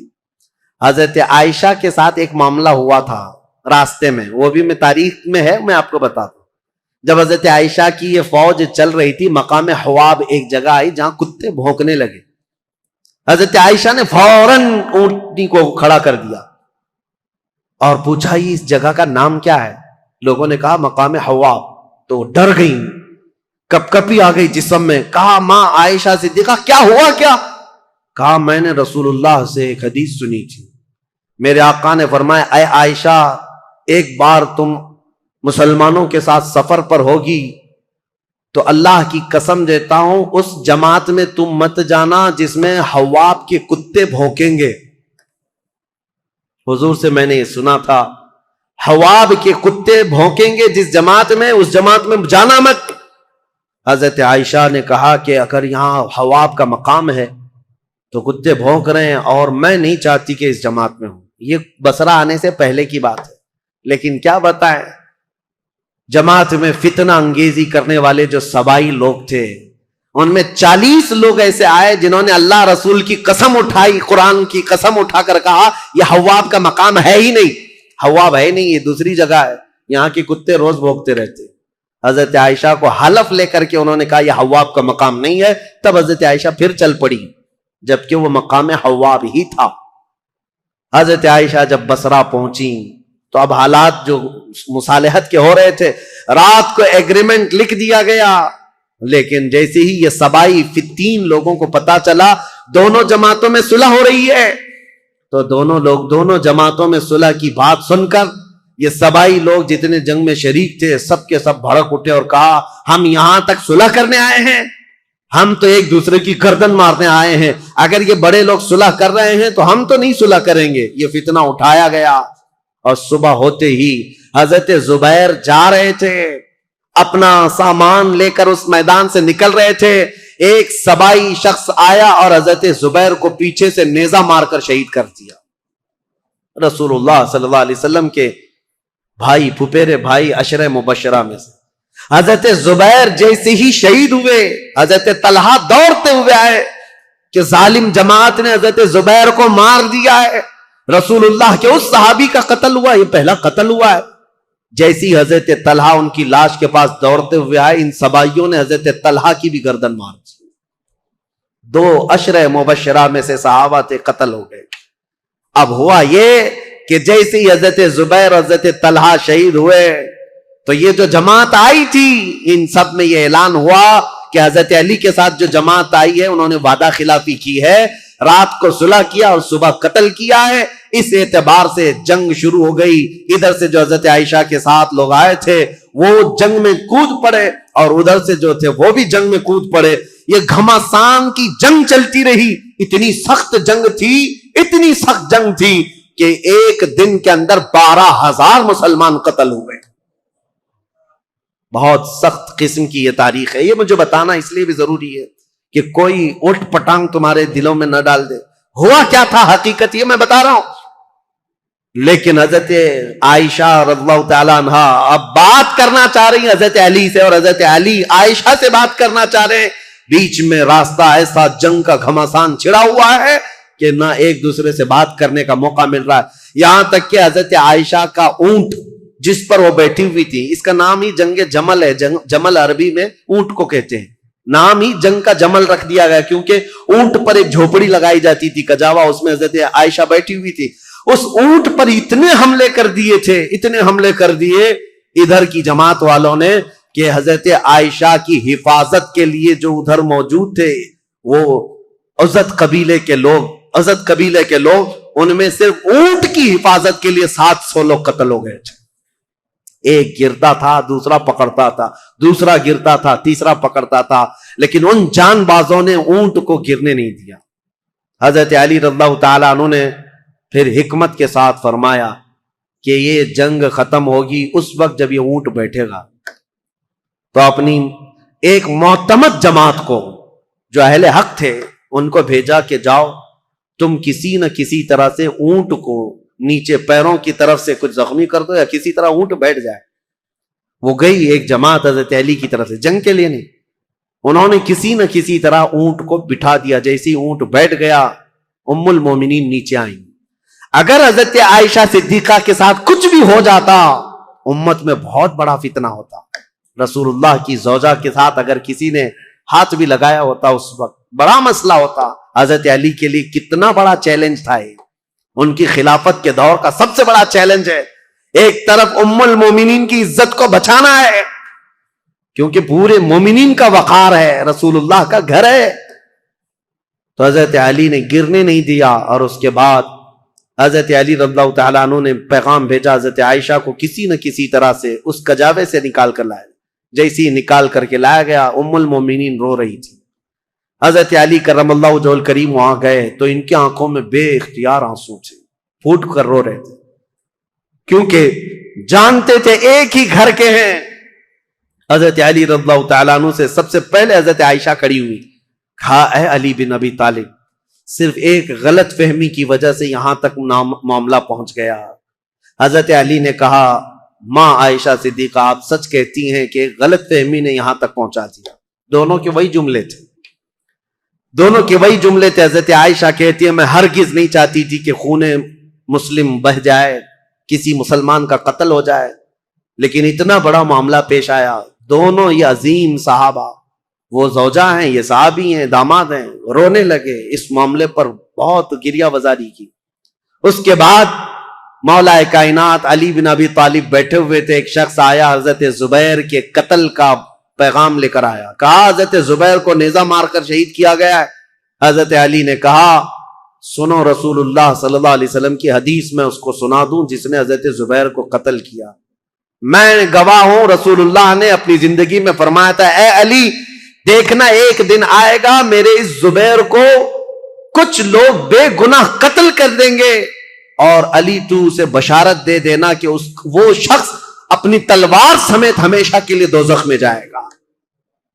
حضرت علی نے کہا بشارت ہو تجھ کو ابن صفیہ کا قتل کرنے والے، کیونکہ حضرت زبیر کی ماں کا نام صفیہ تھا جو رسول اللہ کی پھوپھی، ان کے قتل کرنے والے کو حضرت علی نے جہنم کی بشارت دی. اور ادھر حضرت علی کی رضی اللہ تعالیٰ عنہ کی جماعت میں جو صحابہ تھے ان میں بھی بہت سارے قتل ہوئے. لیکن میرے عزیزوں یہ غلط فہمی شیطان کی طرف سے ڈالی ہوئی سبائی فتنہ کتنا ڈینجر ہے آپ کو میں بتاؤں. اسی لیے کفار و مشرکین سے لڑنا آسان ہے، لیکن جماعت میں موجود غداروں سے اور منافقین سے لڑنا بہت بڑا چیلنج ہے، بہت بڑا چیلنج ہے. اسی لیے ہمیشہ سترک رہو، ہمیشہ محتاط رہو کہ تم اس دین پر قائم رہو جس پر اللہ اور اللہ کے رسول نے اپنے صحابہ کو چھوڑا ہے. اس کے علاوہ کوئی دوسرا راستہ امن والا ہے نہیں. یہ جنگ جمل ہے. اس کے بعد دونوں کے درمیان مصالحت ہو گئی اور پھر حضرت علی رضی اللہ تعالیٰ عنہ کوفہ واپس چلے گئے. حضرت عائشہ صدیقہ رضی اللہ تعالیٰ عنہ واپس مکہ مکرمہ آئیں. یہاں تک کہ میں آپ کو بتاؤں حضرت عائشہ جب نکلی تھی تو حضور کی ساری بیویاں، حضور کی ساری ازواج حضرت عائشہ کے ساتھ جا رہی تھی، لیکن جب حضرت عائشہ بصرہ جانے لگی تو حضور کی ساری ازواج وہاں سے نکل پڑی، کوئی ساتھ نہ آئی. اب اس معاملے کو میں آپ کے سامنے رکھتا ہوں میرے عزیزو، اے سنیوں. پہلی بات تو یہ ہے ہم میں سے کوئی اس لائق نہیں کہ ان دو جماعتوں میں کسی ایک کو کے لیے فیصلہ کر سکے. کیا آپ میں سے کسی کی اہلیت ہے؟ کوئی اس لائق ہے کہ کبھی حضرت علی کے بارے میں فیصلہ دے یا حضرت عائشہ کے بارے میں فیصلہ دے؟ جب تمہیں پتا ہے میری حیثیت ہے نہیں. ارے ماں باپ لڑ جائیں تو بچے کی یہ حیثیت نہیں ہوتی کہ وہ ماں باپ میں فیصلہ کرے. وہ تو امت کے ان کبار لوگوں کی بات ہے جو رسول اللہ کی شرف صحابیت حاصل کیے ہوئے ہیں. پہلی بات اپنی زبان کو لگام دینا. یہ ہوا تھا تو یہاں ایسا نہیں ہونا تھا، وہاں ایسا نہیں ہونا تھا. یہ کوئی گھر کا حادثہ نہیں ہے، کسی گلی محلے کا حادثہ نہیں ہے. یہ دو جماعتیں صحابہ کی، دونوں جماعتیں جن کے متعلق قرآن کی آیتیں ہیں رضی اللہ عنہم ورضوا عنہ، اللہ ان سے راضی ہوا اور وہ اللہ سے راضی ہیں. وَكُلًّا وَعَدَ اللَّهُ الْحُسْنَى 27 پارے کی آیت ہے. اللہ نے فرمایا ان سب سے اللہ نے جنت کا وعدہ فرمایا، جنت کا وعدہ فرمایا. غلط فہمی سے ہونے والی یہ جنگ اگرچہ کئی مسلمانوں کا قتل ہوا لیکن اس پر اللہ کریم کی بارگاہ میں فیصلہ ہوگا اور رب العالمین احکم الحاکمین یوم قیامت یہ فیصلہ فرمائے گا. اور اسی لیے اے لوگوں اپنی زبانیں دراز کر کے خود فیصلہ دے کر کہیں تم اپنے ایمان کو خراب مت کر لینا، کہیں اپنی آخرت کو خراب مت کر لینا. اب آئندہ سے میں آپ کو بتاؤں جنگ جمل اور اسی طرح کے حضرت امیر معاویہ کے ساتھ ایک جنگ ہو گئی، جنگ صفین. اس کو تذکرے کی ضرورت نہیں لیکن حقیقت میں وہاں پر بھی یہی غلط فہمی ہوئی تھی. حضرت امیر معاویہ چونکہ اعلان کر چکے تھے خون عثمان کا بدلہ لینا ہے، وہ بھی ملک شام سے آئے اور ایک جگہ پر حضرت علی رضی اللہ تعالیٰ عنہ کی فوج اور ان سے ٹکراؤ ہوا. اس میں بھی جنگ ہوئی لیکن دو صحابہ کو حکم بنایا گیا، ایک حضرت عمر بن عاص اور ایک حضرت ابو موسیٰ اشعری. حضرت ابو موسیٰ اشعری حضرت علی کی طرف سے تھے، حضرت عمر بن عاص امیر معاویہ کی طرف سے تھے. سارے دونوں جماعتوں نے ان دونوں کو حکم بنایا اور کہا یہ جو فیصلہ کریں گے اس پر دونوں جماعتیں راضی ہوں گی. حضرت عمر بن عاص اور حضرت ابو موسیٰ اشعری نے دونوں نے آپس میں بات چیت کر کے ایک صلح نامہ بنایا، ایگریمنٹ بنایا، کیا کیا ہوگا آگے، کس کس طرح سے معاملات طے کیے جائیں گے. اس پر دونوں جانبین کی دستخط ہوئی. حضرت امیر معاویہ بھی ملک شام چلے گئے، حضرت علی بھی کوفہ آ گئے. جنگ نہیں ہوئی، یہ جنگ صفین. اس میں صلح ہوئی ہے لیکن سبائی فتنہ یہاں پر بھی کام کر گیا. انہوں نے ایک نئی جماعت کھڑی کر دی, خارجیوں کی جماعت. انہوں نے یہ کہا علی نے بھی کفر کیا ہے, امیر معاویہ نے بھی کفر کیا ہے. دونوں کے بارے میں کہا. کیوں؟ کہا دونوں نے حکم بنایا, اپنا فیصل بنایا, اور حکم صرف اللہ ہے. حکم صرف اللہ ہے. لا حکم الا للہ آیت پڑھتے تھے اور کہتے تھے قرآن میں تو ہے اللہ ہی حکم ہے, اللہ کے علاوہ کوئی حکم نہیں. حضرت علی نے اس کے متعلق یہ فرمایا تھا کلمۃ حق ارید بها الباطل, کلمہ تو حق ہے جو کہہ رہے ہیں, لیکن اس سے معنی باطل مراد لے رہے ہیں. جیسے آج بھی بہت ساری جماعتیں ہیں آیتوں کو کس پر فٹ کر دیتے ہیں. مشرکین پر اتری ہوئی, مشرکین کے لیے اتری ہوئی آیتیں وہ مومنین پر فٹ کر دیتے ہیں. خارجی ایک جماعت تیار ہوئی جو حضرت امیر معاویہ کی بھی دشمن, حضرت علی کی بھی دشمن. ان لوگوں نے یہ فتنہ اٹھایا کہ یہ دونوں جماعتیں کافر ہو گئی, ہم اپنی جماعت لے کر الگ ہوتے. اور یہ جماعت ایک پھر نئی بنی شیعہ حضرات کے بعد ایک خارجی جماعت. اور یہ جب کافر خود ہو گئے, ظاہر سی بات ہے رسول اللہ کے 2 صحابہ کو کافر کہنا خود کافر ہونا ہے. یہ جماعت نکلی, حضرت علی نے ان سے بھی مقابلہ کیا مقام نہروان میں. اور جتنے خارجی تھے یہ اتنے سخت ہو گئے تھے کہ جو بھی مسلمان گزرتا تھا اس کا پورا مال لوٹتے تھے اور اس کو جلا دیتے تھے. حضرت علی کی دشمنی میں مسلمانوں کے دشمن ہو گئے. تو پھر حضرت علی نے ان کے ساتھ مقابلہ کیا اور وہ جتنے خارجی ہوئے تھے ان کو قتل کیا. چند خارجی بچ کر کے وہاں سے نکل کر بھاگے اور انہوں نے اپنی الگ الگ جماعتیں بنائی. اب شدت بدلہ لینے کی شدت انتقام اتنا گھر کر گیا خارجیوں میں کہ 3 خارجی لوگ ایسے ہوئے میٹنگ کیا اور انہوں نے کہا دیکھو یہ روز روز کی جنگوں سے پریشان ہیں, یہ 3 بڑے لوگ جو ہیں علی بن ابی طالب, عمرو بن عاص, امیر معاویہ, ان تینوں کو قتل کر دیتے معاملہ ہی ختم ہو جائے گا. نعوذ باللہ. یہ 3 کاموں کے لیے عبد الرحمن بن ملجم, عمرو بن بکیر اور ایک شخص اور تھا برکہ بن عماد یا کچھ اس کا نام برکہ تھا. یہ 3 خارجی لوگ تھے. میٹنگ کیا, کہا ہم تینوں ایک ہی دن کا انتخاب کرتے ہیں, ایک ہی دن تینوں کو ماریں گے. 3 بڑے صحابہ کو, حضرت علی کو, حضرت عمرو بن عاص کو, حضرت امیر معاویہ. ان تینوں نے, حتیٰ کہ یہ جو عبد الرحمن بن ملجم ہے اس نے شادی کی, یہ عاشق تھا ایک عورت کا, اور اس نے شادی میں اپنی عورت کے مہر میں یہ رکھا تھا کہ 12,000 دینار مہر میں دوں گا اور علی بن ابی طالب کی گردن مہر میں دوں گا. قتل مہر میں رکھا تھا. اس قدر دشمنی کوٹ کوٹ کر بھری ہوئی تھی. اور ان تینوں نے ایک تاریخ متعین کی, رمضان المبارکہ کی. 17 رمضان کو تینوں اپنے اپنے علاقوں میں گئے. حضرت علی کوفہ میں تھے, حضرت عمرو بن عاص یہ مدینے میں یا دوسرے علاقے میں تھے, حضرت امیر معاویہ ملک شام میں تھے. تینوں پھیل گئے اپنے اپنے ان منصوبوں کو لے کر. اور حضرت امیر معاویہ, حضرت عمرو بن عاص کے لیے جو لوگ گئے تھے, ایک برکہ اور ایک جو حضرت عمرو بن عاص کو قتل کرنے والا تھا, یہ تینوں بکیر, عمرو بن بکیر, یہ دونوں جو ہے اپنی پلاننگ میں فیل ہوئے. لیکن عبد الرحمن بن ملجم یہ تلوار کو زہر میں بجھا کر کے کوفہ میں روز انتقام کی آگ میں بھڑکتا رہا. اور حضرت علی رضی اللہ تعالیٰ عنہ ایک رات سوئے ہیں اور خواب میں رسول اللہ صلی اللہ علیہ وسلم کو دیکھا, جیسے حضرت عثمان اپنی شہادت کے دن ایک دن پہلے دیکھے. حضرت علی رضی اللہ تعالیٰ عنہ نے خواب میں رسول اللہ سے عرض کیا, یا رسول اللہ میری امت نے مجھے ٹھیس پہنچائی, آپ کی امت کے کچھ لوگوں نے مجھے ٹھیس پہنچائی. رسول کریم صلی اللہ تعالیٰ علیہ وسلم نے فرمایا, اے علی تم کل کھڑے ہو جانا, ان قریب وہ پوری قوم ہلاک ہوگی جس نے تجھے ٹھیس پہنچائی. رسول کریم صلی اللہ تعالیٰ علیہ وسلم نے فرمایا, اور ان کی زندگی میں ہی یہ حضور نے فرمایا تھا, علی جو جماعت تم سے نفرت کرے گی وہ جہنم میں جائے گی. حضور نے تو منافق کی علامت بھی بتائے, جس کو علی سے بغض ہوگا وہ مومن نہیں منافق ہوگا, زندگی میں فرمایا تھا. تو حضرت علی نے خواب دیکھا, صبح حضرت حسن کو اٹھایا بستر سے, امام حسین کو اٹھایا, کوفہ میں تھے, کہا کہ چلو فجر کی نماز کے لیے جا رہے تھے. اور حضرت علی کی عادت تھی فجر کی نماز کے لیے لوگوں کو جگاتے تھے, ہر گھر سے آواز دیتے تھے زور سے. حضرت حسن اور حضرت حسین کو اٹھایا اور کہا میں نے خواب میں رسول اللہ کو دیکھا ہے, اور رسول پاک صلی اللہ تعالیٰ علیہ وسلم نے مجھ سے یہ فرمایا, وعدہ فرمایا. اور اس کے بعد یہ کہتے ہوئے حضرت علی محراب کی طرف بڑھ رہے تھے سارے لوگوں کو, یہ عبد الرحمن بن ملجم نے حضرت علی کرم اللہ وجہہ الکریم کے چہرے پر وار کیا, اور وہ تلوار سے حضرت علی رضی اللہ تعالیٰ عنہ کے انجانے میں چہرے سے ایسا گھاؤ بیٹھا کہ ایک ایک بات دیگرے کئی حملے کیے نماز پر جانے والے کے لیے. اور اسی وقت حضرت علی رضی اللہ تعالیٰ عنہ کے جسم میں زہر بھی سرایت کر گیا. چہرے سے لے کر حضرت علی رضی اللہ تعالیٰ عنہ کے کندھے تک زخم آیا تھا. آپ زمین پر آ گئے تو آپ کو سارے لوگوں نے اٹھایا. یہ فجر کا وقت تھا, 17 رمضان المبارک کی تاریخ تھی. مولا کائنات علی مرتضیٰ رضی اللہ تعالیٰ عنہ کو گھر لایا گیا تو آپ جام شہادت نوش فرما گئے. اس حیدر کرار فاتح خیبر کی شہادت ہو گئی 17 رمضان کو.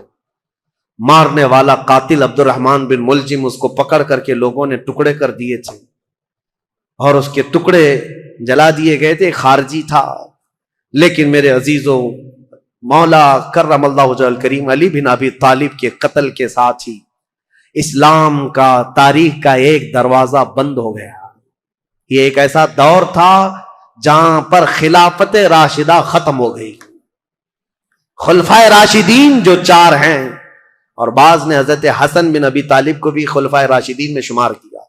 اب میں یہاں تاریخ کو روک دیتا ہوں اور عرض کرتا ہوں, میرے آقا نے فرمایا تھا کہ میرے بعد 30 سال خلافت ہوگی. الخلافت بعدی 30 ثم الملوک. 30 سال میرے بعد خلافت ہوگی اور اس کے بعد بادشاہت آ جائے گی.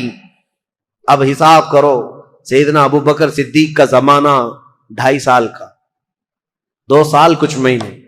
حضرت عمر فاروق رضی اللہ تعالیٰ عنہ کا زمانہ 10 سال, کتنے ہوئے 12.5 سال. حضرت عثمان بن عفان رضی اللہ تعالیٰ عنہ کا زمانہ 12 سال, کتنے ہوئے 24 سال. حضرت علی بن ابی طالب رضی اللہ تعالیٰ عنہ کی خلافت کا کل زمانہ 5 سال کچھ مہینے تھا, کتنے ہوئے 29 سال. 6 مہینے بچے تھے جس میں حضرت امام حسن خلیفہ ہوئے تھے. اسی لیے بہت سارے مفسرین محدثین یہ کہتے ہیں وہ بھی خلفائے راشدین میں شامل ہیں. 6 مہینے کے بعد انہوں نے خلافت امیر معاویہ کو دے دی تھی, لیکن خلافت کا دروازہ یہاں پر جو راشدہ ہے, خلافت راشدہ بند ہو گیا.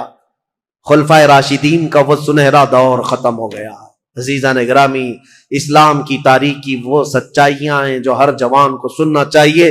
17 رمضان کو کوفہ والے کہتے ہیں بدلیاں ایسی چھا گئی تھیں, لگتا تھا کہ لوگ تو لوگ ہیں, آسمان بھی رو پڑا ہے علی بن ابی طالب کی شہادت میں. حضرت علی کرم اللہ وجہ الکریم کا جسد خاکی لایا گیا. امام حسن نے نماز جنازہ پڑھائی, امام حسین نے غسل دیا تھا اور آپ کو کوفہ شہر کے اسی مسجد کے کنارے دفن کیا گیا تھا. بعض روایات میں ہے آپ کے جسد مبارکہ کو لوگوں سے چھپا کر کے رکھا گیا تھا, کیونکہ خارجی جو جماعت تھی وہ اتنے شدید قسم کی نفرت کر رہے تھے کہ کہیں قبر کو اندھیرے میں کھود کر توہین نہ کریں, بے حرمتی نہ کریں. مولا کائنات علی مرتضیٰ رضی اللہ تعالیٰ عنہ کی قبر مبارکہ کو چھپایا گیا تھا, لیکن بہت ساری روایتیں بتاتی ہیں مقام نجف اشرف جو کوفہ کا حصہ تھا جہاں مولا علی کو دفن کیا گیا, آج بھی امیر المومنین کا دروازہ بڑی شان کے ساتھ کھلا نظر آتا ہے. اور ان کی تربت انور پر جب جھنڈا لہراتا ہے تو میرے عزیزوں کئی مرتبہ نجف جانے کا موقع ملا, کئی مرتبہ عراق گیا. جب بھی اس لہراتے ہوئے جھنڈے کو دیکھتا ہوں تو خیبر یاد آ جاتا ہے. مولا کائنات کی وہ تلوار کی شکلیں لٹکائی گئی ہیں, اگرچہ شیعہ لوگوں کی وہاں پر حکومت ہے, لیکن حیدر کرار کے دربار میں جاتے ہیں تو دل ہچکونے لینے لگتا ہے اور بدن میں کپ کپی آتی ہے. اس دربار میں آئے ہیں جس نے خیبر کے پھاٹک کو ایک ہاتھ سے اکھاڑ کر پھینکا تھا, جس نے اسلام کی تاریخ میں ایک نیا دروازہ کھولا تھا, جس کو رسول اللہ نے اپنی وفات کے وقت تک پسند کیا تھا. آپ کو پتا ہے پیدا ہوئے علی, حضرت علی جس دن پیدا ہوئے رسول اللہ نے اپنا لعاب پاک ان کو چٹایا تھا. روایات یہ ہیں حضرت علی نے آنکھیں کھولی نہیں تھی, سب سے پہلے آنکھیں کھولی تو دیکھا تو چہرے رسول کو دیکھا تھا. رسول کریم صلی اللہ تعالیٰ علیہ وسلم کے گھر میں پرورش پائے, اپنے باپ کے گھر میں نہیں, رسول اللہ کے گھر میں. جب رسول اللہ نے اسلام کی دعوت دی, سب سے پہلے اسلام لانے والے علی بن ابی طالب تھے. جنگوں میں ہر جگہ شریک, بدر میں بڑھ کر مقابلہ کرنے والے. احد میں حضرت علی کے جسم پر 18 زخم ایسے تھے جن ہر زخم سے خون رستا تھا. صحابہ کہتے ہیں ہم کہتے تھے علی کو کہ زخموں کی پٹی کر لو, لیکن وہ دوڑے جاتے تھے کہ میں رسول اللہ کو دیکھ لوں. میدان جنگ میں اس طرح ثابت قدم رہنے والے. ایک مرتبہ لوگوں نے کہا حضرت علی ان کے پنڈلی میں ایک تیر ایسا چبھ گیا تھا کہ نکالتے تو گوشت نکل آ جاتا تھا, آپ نکالنے نہیں دے رہے تھے. لوگوں نے کہا علی بن ابی طالب کی اس پنڈلی سے تیر اس وقت نکالو جب یہ نماز پڑھنے کے لیے چلے جائیں, اس لیے کہ نماز میں ایسے محو ہو جاتے تھے دنیا و ما فیہا سے بے خبر. دنیا میں ہو کیا رہا ہے, کیونکہ وہ اپنے خالق کائنات کے رب کے حضور سجدہ کرتے. جو لوگوں نے یہ کہا حضرت علی جیسی نماز کے لیے رکعت باندھے, ان کی پنڈلی سے یہ تیر کھینچ کر نکالا گیا, اس تیر کے ساتھ گوشت بھی نکل کر کے آ گیا, لیکن ان کی نماز نہیں ٹوٹی. نماز مکمل کیا, سلام پھیرنے کے بعد لوگوں سے پوچھا کس نے میری پنڈلی سے تیر نکالا اور کس وقت نکالا, مجھے تو خبر ہی نہ ہوئی. وہ حیدر کرار کی نماز تھی. رسول اللہ کے ساتھ ہر گھڑی رہنے والے حضور صلی اللہ تعالی علیہ وسلم نے اپنی عزیز لخت جگر فاطمۃ الزہرا کے لیے کسی کو منتخب کیا تھا, وہ علی بن ابی طالب کو منتخب کیا تھا. اور یہ بات بھی بتا دوں, رسول اللہ نے اپنے جانے کے وقت جن لوگوں کا نام فرمایا تھا کہ میں ان لوگوں سے راضی ہوں, وہ کون لوگ تھے جن کے ناموں میں حضرت علی کا نام تھا؟ حضور نے فرمایا میں ان سے راضی ہوں. وفات کے وقت بھی رسول اللہ ان سے راضی تھے, اور حضور صلی اللہ تعالی علیہ وسلم کے پردہ کرنے کے بعد جو سعادت حاصل ہوئی حضرت علی کو, حضور صلی اللہ تعالی علیہ وسلم کا کفن حضرت علی نے باندھا تھا, تجہیز و تکفین آپ نے فرمائی تھی, اور رسول کریم صلی اللہ تعالی علیہ وسلم کو آخری مرتبہ قبر انور میں جو اتارا گیا ہے, اس قبر میں اترنے والے بھی علی بن ابی طالب تھے.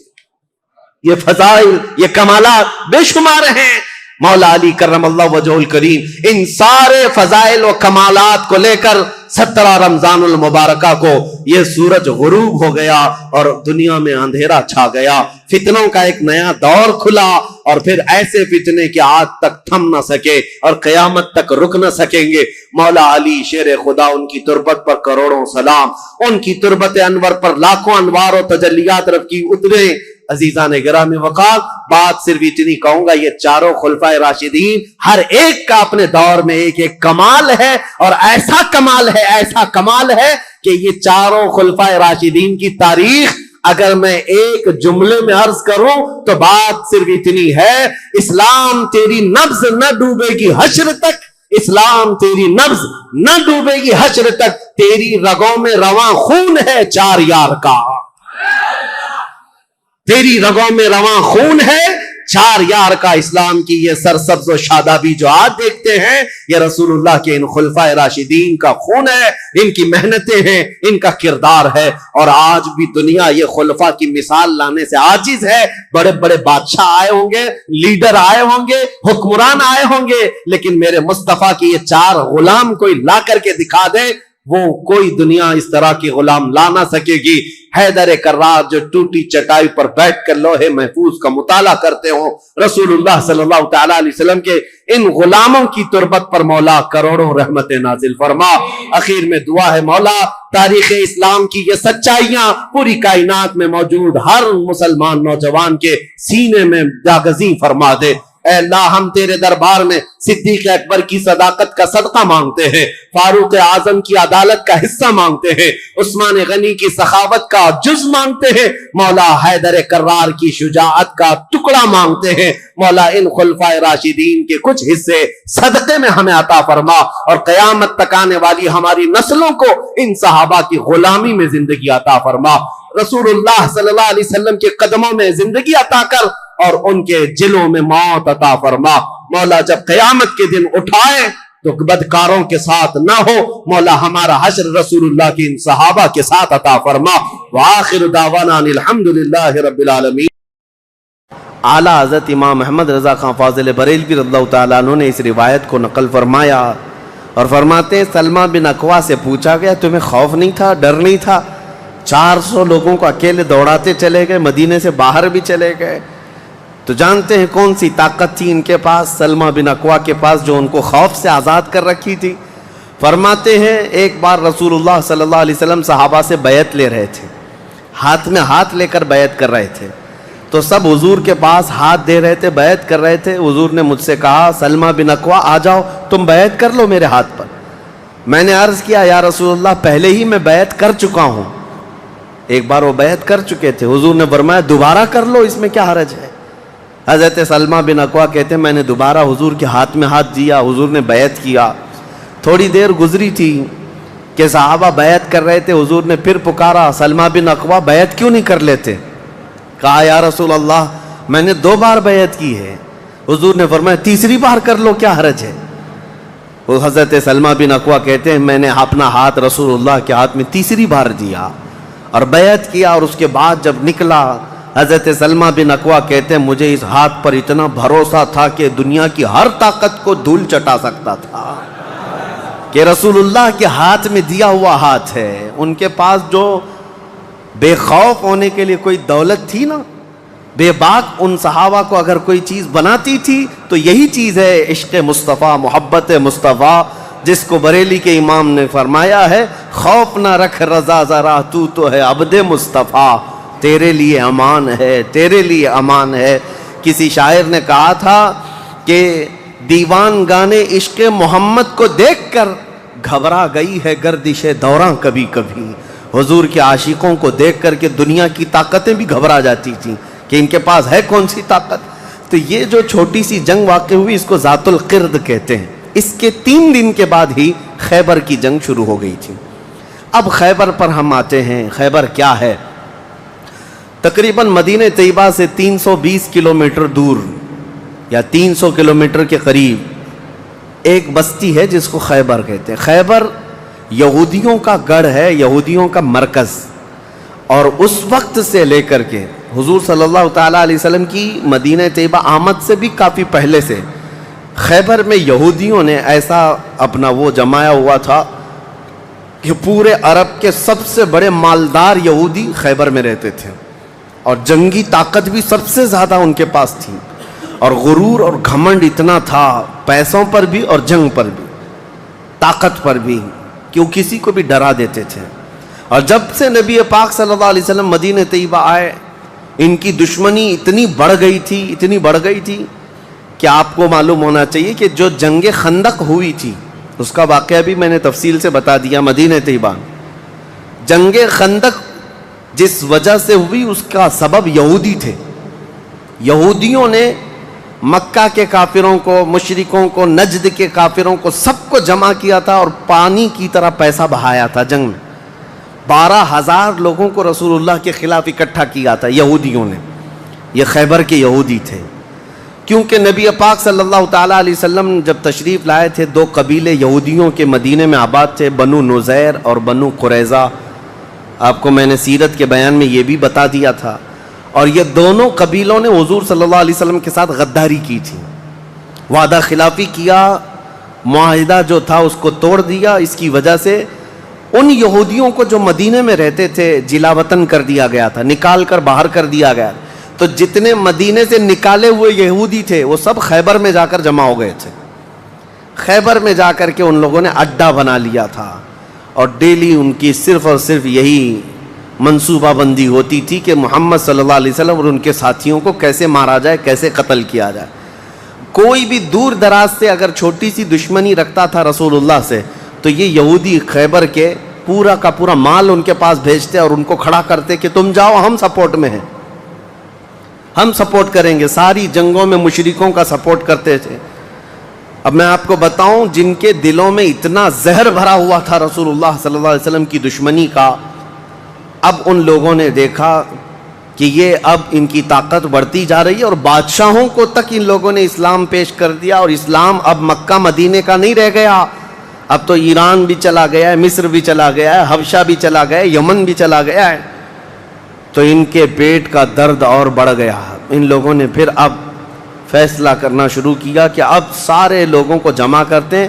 ایک قبیلہ تھا بنو غطفان، یہ مشرکوں کا قبیلہ تھا، اور وہ جنگی طاقت بہت زیادہ رکھتے تھے۔ اس وقت عرب میں وہ نڈر مانے جاتے تھے۔ یہودیوں نے ان کو بلا کر کے جنگ کا پلان کیا کہ مدینے پر اچانک چڑھائی کریں گے اور تہس نہس کر کے رکھ دیں گے، کسی کو خبر بھی نہ ہو، پورے مدینے کی اینٹ سے اینٹ بجا دیں گے۔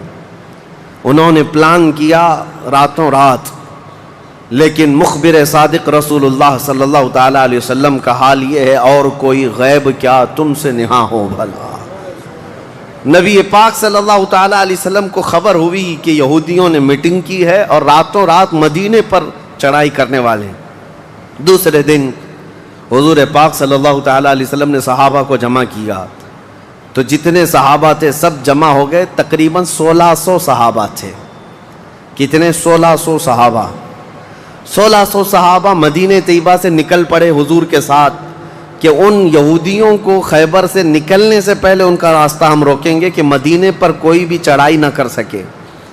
جب رسول اللہ صلی اللہ علیہ وسلم صحابہ کو لے کر چل پڑے، چال الٹی پڑ گئی۔ یہودیوں نے یہ سوچا تھا کہ مدینے پر اچانک حملہ ہوگا، کسی کو کانوں کان خبر نہیں ہوگی، لیکن ایسا ہوا کہ 8 دن کے بعد اچانک حضور خیبر پہنچ گئے، ان کو کانوں کان خبر بھی نہیں ہوئی۔ نبی پاک صلی اللہ تعالیٰ علیہ وسلم صحابہ کے ساتھ جب پہنچے، صبح ہو رہی تھی، خیبر کی وادیوں میں حضور داخل ہو رہے تھے، تو یہودی اپنے اپنے کھیتوں میں کام کرنے کے لیے جا رہے تھے۔ جیسے ہی مدینے کی فوج کو دیکھا، ہیبت طاری ہو گئی، الٹے قدم اپنے قلعوں میں واپس بھاگتے رہ گئے اور چیخ مارتے رہ گئے کہ محمد بھی آئے ہیں اور مسلمان بھی آئے ہیں۔ حضور صلی اللہ علیہ وسلم نے ان کی چیخ و پکار کو سنا تو ایک جملہ فرمایا۔ حضور صلی اللہ علیہ وسلم فرماتے ہیں، جن کافروں کی وادی میں ہم اتر پڑے ان کی صبح خراب ہو ہی جاتی ہے، اور یہ خیبر اب برباد ہوگا۔ حضور کے الفاظ تھے، جملہ نکلا۔ صحابہ کرام اتنی جوش سے نعرہ لگا رہے تھے کہ یہودیوں کے سارے قلعے صحابہ کی آواز سے گونجنے لگ گئے۔ خیبر میں 8 قلعے تھے، 8 مشہور قلعے۔ انہوں نے بہت مشہور اس وقت کی طاقتور یعنی عمارتیں ایسی بنا رکھی تھیں کہ ان کا یقین تھا کہ کوئی ان قلعوں کو توڑ نہیں سکے گا۔ اور حد تو یہ ہے کہ آج 1400 سال گزر گئے، ابھی بھی وہ قلعے موجود ہیں، آج بھی موجود ہیں خیبر میں۔ وہ قلعوں کے باقیات، کھنڈرات ابھی بھی موجود ہیں۔ اب آپ اندازہ کریں کہ 14 صدیاں گزرنے کے بعد اب بھی وہ قلعے ہیں، تو اس وقت کتنے محفوظ رہے ہوں گے، کتنے مضبوط رہے ہوں گے۔ ان کو بڑا غرور تھا۔ 8 مشہور قلعے تھے، قلعہ نائم، قلعہ نطات، قلعہ قموس، ان کے نام تھے الگ الگ۔ ہر قلعہ الگ الگ کاموں کے لیے استعمال ہوتا تھا۔ اب نبی پاک صلی اللہ تعالیٰ علیہ وسلم خیبر جب پہنچے، 1600 صحابہ ہیں۔ اب سنیے، ایک قلعہ نائم تھا جس میں سارا ذخیرہ تھا، کھانا پانی اور سب کچھ وہاں پر تھا، اور اس کی ذمہ داری سلام بن مشکم نام کا ایک یہودی، وہ بہت ہی بغض و عداوت میں بھرا ہوا یہودی تھا، اس کے ذمہ تھی۔ اور قلعہ قموس جو سب سے بڑا قلعہ تھا، اس کی ذمہ داری مرحب نام کے یہودی کے پاس تھی۔ اور مرحب وہ شخص ہے جس کے بارے میں مشہور تھا کہ وہ 1000 لوگوں سے تنہا لڑ سکتا ہے۔ 1000 انسانوں کی طاقت تھی جس کے پاس، اس کا نام مرحب تھا۔ پورے خیبر کے یہودی اس سے ڈرتے تھے۔ اور قلعہ قموس جو سب سے بڑا قلعہ تھا، وہ اس کے انڈر میں ہوا کرتا، سب ان کی تقسیم تھی۔ اب جب نبی کریم صلی اللہ تعالیٰ علیہ وسلم شروعات فرمائی تو قلعہ نائم جو قریب تھا آبادی سے، اس پر چڑھائی شروع کر دی۔ تو جو صحابہ وہاں گئے تھے قلعہ نائم، تو صحابہ اکرام کو سخت مصیبت اٹھانی پڑی، کیونکہ اتنی سخت گرمی تھی کہ جس کی وجہ سے حلق میں کانٹے پڑ جاتے تھے پیاس کی شدت سے۔ کئی صحابہ اس میں شہید ہوئے۔ آخر کار قلعہ نائم فتح ہو گیا۔ ایک قلعہ فتح ہوا، دوسرا فتح ہوا، تیسرا فتح ہوا، قلعے اس طرح سے فتح ہونے لگ گئے۔ یہودیوں کی تعداد میں آپ کو بتاؤں، یہ 1600 صحابہ تھے، اور یہودی اس وقت خود اور قبیلہ بنو غطفان جو مشرکوں کا قبیلہ تھا، ان کو بھی جنگ کے لیے اپنے قلعے میں بلا لیا تھا۔ کل تعداد سب کی ملا کر 8000 ہو چکی تھی۔ 8000 لوگ 1600 لوگوں سے ڈرے ہوئے، سہمے ہوئے قلعوں میں بندے ہیں، کوئی باہر نکلنے کو تیار نہیں۔ اب اس کے بعد یہ خیبر کا معاملہ بڑھتا گیا۔ اس میں ہوا یہ کہ آخری جو قلعہ تھا قلعہ قموس، یہ سب کے بس کی بات نہیں تھی. بہت مضبوط قلعہ، اور جو آدمی اس کا سپہ سالار ہے، شہ سوار ہے، وہ مرحب ہے. پورا عرب جانتا تھا اس کی طاقت کو. پہلے دن نبی کریم صلی اللہ تعالیٰ علیہ وسلم نے صحابہ کی ایک جماعت حضرت ابو بکر صدیق رضی اللہ تعالیٰ عنہ کی سپہ سالاری میں بھیجی. حضرت ابو بکر صدیق آئے، بہت ہی جام بازی اور بہادری کے ساتھ لڑائی کی، لیکن وہ اتنا سخت تھا کہ یہودیوں کی طرف سے بہت سخت طریقے سے ڈیفنس ہوتا تھا. صحابہ پیچھے ہٹ گئے، کچھ شہید ہوئے، کچھ زخمی ہوئے، واپس آئے. پھر دوسرے دن سیدنا عمر ابن خطاب رضی اللہ تعالیٰ عنہ کے حوالے حضور صلی اللہ علیہ وسلم نے فرمایا. حضرت عمر فاروق رضی اللہ تعالیٰ عنہ گئے. صحابہ کی ایک جماعت تھی، لیکن آج کا دن اور زیادہ سخت ہو گیا. سارے یہودیوں نے اپنی طاقت جھونک دی قلعہ قموس کو بچانے کے لیے. حضرت عمر فاروق رضی اللہ تعالیٰ عنہ صحابہ کی جماعت کو لے کر شام میں واپس آ گئے. اب یہ محاصرہ بڑھ گیا. 20 دن چلا کنٹینیو محاصرہ ان قلعوں کا، لیکن فتح ہونے کا نام نہیں تھا. جلال پیغمبری کو دیکھیں ہیں، صحابہ 20 دن سے تپتی ہوئی گرمی میں مدینے سے 300 کلومیٹر باہر ہیں. عرض کیا یا رسول اللہ صلی اللہ علیہ وسلم، ہماری منزل ابھی کہاں ہے، کب تک ہے؟ رات کا وقت تھا، نبی کریم صلی اللہ تعالیٰ علیہ وسلم جلال میں تھے. ارشاد فرمایا لَأُعْتِيَنَّ غَدًا رَایَةً رَجُلًا يُحِبُّهُ اللَّهُ وَرَسُولُهُ. حضور اکرم صلی اللہ تعالیٰ علیہ وسلم فرماتے ہیں کل کے دن میں اپنا جھنڈا ایک ایسے آدمی کو دوں گا جس سے اللہ اور اس کے رسول محبت کرتے ہیں، اور اللہ اس کے رسول جس سے محبت کرتے ہیں وہ خود بھی اللہ اور اس کے رسول سے محبت کرتا ہے. اور پھر میرے آقا نے فرمایا خیبر کی فتح اسی کے ہاتھ میں رکھی ہوئی. صحابہ کہتے ہیں پوری رات بے چینی اور کروٹ لیتے ہوئے ہم نے گزاری. نبی پاک نے بشارت دی ہے تو اب تو ہونا ہی ہے. حضور نے فرما دیا ہے کہ میں کل اپنا جھنڈا اس آدمی کے ہاتھ میں دوں گا جس کو اللہ اور اس کے رسول محبت کرتے ہیں. صحابہ کہتے ہیں حضرت عمر فاروق رضی اللہ تعالیٰ عنہ فرماتے ہیں میری آنکھ تک نہ لگی پوری رات، اور اس تمنا میں کہ صبح ہوگی تو حضور صلی اللہ علیہ وسلم وہ جھنڈا مجھے دے دیں. کہ اس میں 3 بشارتیں تھیں. ایک بشارت یہ تھی کہ وہ شخص جس کو میں جھنڈا دوں گا وہ اللہ اور رسول سے بہت محبت کرتا ہے. دوسری بشارت یہ تھی کہ اللہ خود اس سے محبت کرتا ہے. تیسری بشارت یہ تھی کہ اسی کے ہاتھ میں خیبر کی فتح رکھی ہے. حضرت عمر کہتے ہیں پوری رات پلک بھی جھپکا نہیں، اسی آس میں اسی امید میں پوری رات گزاری. پورے صحابہ کا یہی حال تھا. صبح جب ہوئی دوڑے دوڑے نبی کریم صلی اللہ تعالیٰ علیہ وسلم کی جلوں میں حاضر ہوئے. اللہ کے حبیب صلی اللہ علیہ وسلم کے ہاتھ میں پرچم تھا، جھنڈا تھا. اب جنگ کے لیے روانہ کرنا تھا. نبی کریم صلی اللہ علیہ وسلم کے سامنے صحابہ کی فوج ہے. سارے صحابہ گردنیں اونچی کر کر کے دیکھ رہے ہیں، لیکن نبی پاک صلی اللہ تعالیٰ علیہ وسلم نے اس بھرے مجمع میں اعلان فرمایا علی کہاں ہے، علی کہاں ہے. اس مجمع میں حضرت علی نہیں ہے. صحابہ نے کہا یا رسول اللہ وہ بخار میں ہیں، بیمار ہیں اور آشوب چشم ہے، آنکھیں لال ہو چکی ہیں، آنکھوں سے پانی آ رہا ہے. نبی کریم صلی اللہ علیہ وسلم نے فرمایا لاؤ، اسی حالت میں بلا لاؤ. صحابہ گئے، حضرت علی کو بلا لائے. بخار کی حالت میں ہیں، آنکھوں میں آشوب ہے، سرخی آ چکی ہے. نبی کریم صلی اللہ علیہ وسلم نے قریب بلایا، اپنا لعاب پاک نکال کر ان کی آنکھوں میں لگایا. حضرت علی فرماتے ہیں مجھے ایسا لگا کبھی آنکھوں میں کوئی مرض آیا ہی نہیں تھا، بخار بھی نہیں تھا. نبی کریم صلی اللہ تعالیٰ علیہ وسلم نے اپنے ہاتھ میں موجود پرچم حیدر کرار کے ہاتھ میں دیا، کہا جاؤ علی تمہارے ہاتھ میں اللہ نے فتح رکھی ہے. میرے عزیزو ایک بات میں آپ کو بتا دوں کہ یہ کیا معاملہ ہے. جب رسول کریم صلی اللہ تعالیٰ علیہ وسلم کو یہ معلوم ہے کہ حضرت علی کے ہاتھ میں ہی یہ جنگ فتح ہونی ہے تو پہلے دن کسی اور کو کیوں بھیجا، دوسرے دن اور صحابی کو بھیجا. یہ 20 دن کا محاصرہ کس بات کا تھا، یہ سارے معاملات کس لیے تھے؟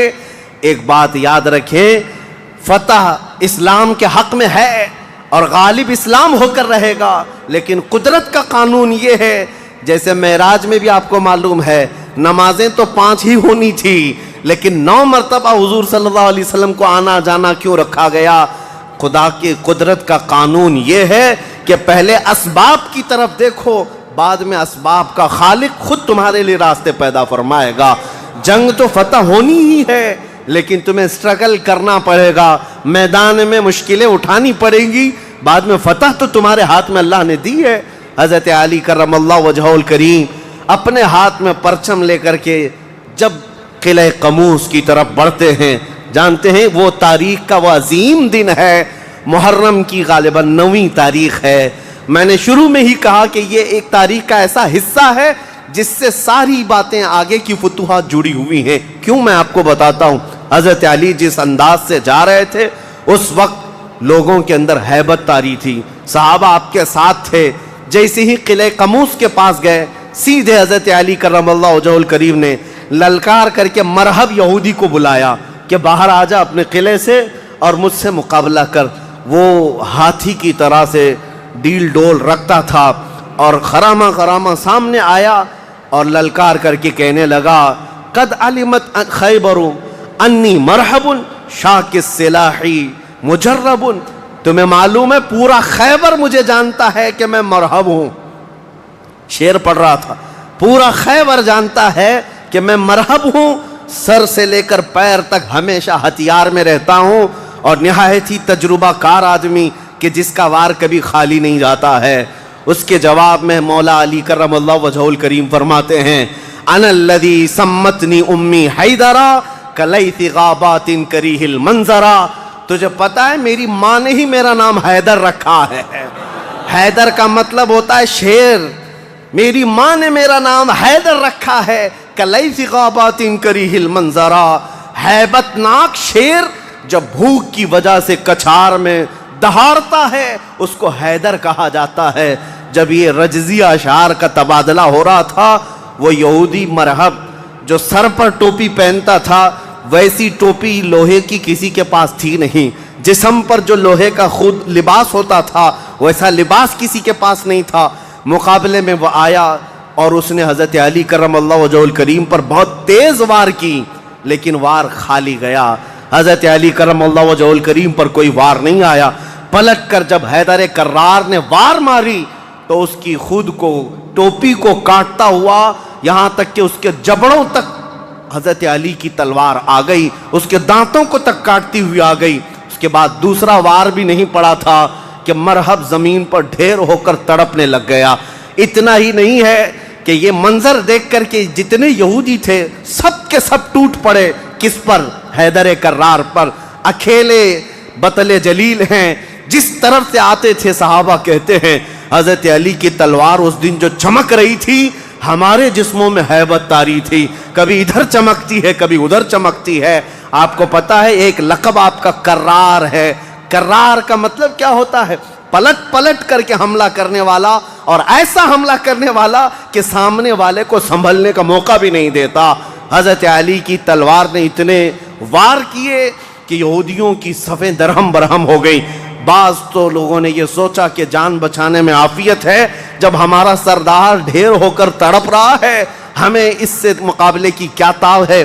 بڑھتے گئے حضرت علی، سیدھے قلعہ قموس جو تھا وہاں جا کر کے کھڑے ہو گئے تو یہودیوں میں ایک اعلان ہوا کہ اگر یہ علی بن ابی طالب قلعے کے اندر گھس گیا تو خیبر قیامت تک ہمارے ہاتھ میں نہیں آ سکتا، اپنی طاقت لگا دو۔ سارے یہودی ٹوٹ پڑے، جتنی فوجیں تھی ٹوٹ پڑی۔ جانتے ہیں حضرت علی اپنا ڈیفنس کیسا کر رہے تھے، اپنے بچاؤ کے لیے کیا کر رہے تھے؟ قلعہ قموس کے دروازے کو جو پھاٹک تھا ایک ہاتھ سے اکھاڑ دیا اور بائیں ہاتھ سے صرف دروازہ پکڑتے تھے، سیدھے ہاتھ سے تلوار سے حملہ کیا کرتے تھے۔ ایک ہاتھ میں دروازہ لے کر کے ڈیفنس کر رہے ہیں، ڈھال بنائے ہوئے ہیں، جہاں سے تیر آئے یا تلوار آئے اس دروازے سے آپ نے اپنے آپ کا ڈیفنس کیا ہے۔ صحابہ کہتے ہیں ہم دیکھتے رہے، وہ دروازے کو ایسے اپنے ہاتھ میں نچا رہے تھے جیسے کوئی چھوٹا کھلونا اپنے ہاتھ میں نچایا جاتا ہے۔ حضرت علی کرم اللہ وجہہ الکریم نے اس قلعے کا پھاٹک توڑ دیا جس کو 20 دنوں سے صحابہ جا کر کے آ رہے تھے، توڑ نہ سکے تھے۔ پھر اس کے بعد جب جنگ ٹھنڈی ہوئی، بعض لوگ یہ کہتے ہیں کہ قلعے کا پھاٹک اٹھا کر کے پھینک دیا، پھینکا نہیں، پوری جنگ بھر حضرت علی اس دروازے کو پکڑ کر کے جنگ کرتے رہے۔ اور قلعے کے اس دروازے کو اپنی ڈھال بنائے رہے. جب یہودی سرد پڑ گئے، ٹھنڈے پڑ گئے، تو اس قلعے کے دروازے کو آپ نے اٹھا کر پھینک دیا. صحابہ کہتے ہیں ہم بعد میں، چونکہ وہ راستے میں پڑا تھا، اٹھانے کے لیے گئے تو 40 صحابہ مل کر کے اس دروازے کو اٹھا نہ پا رہے تھے.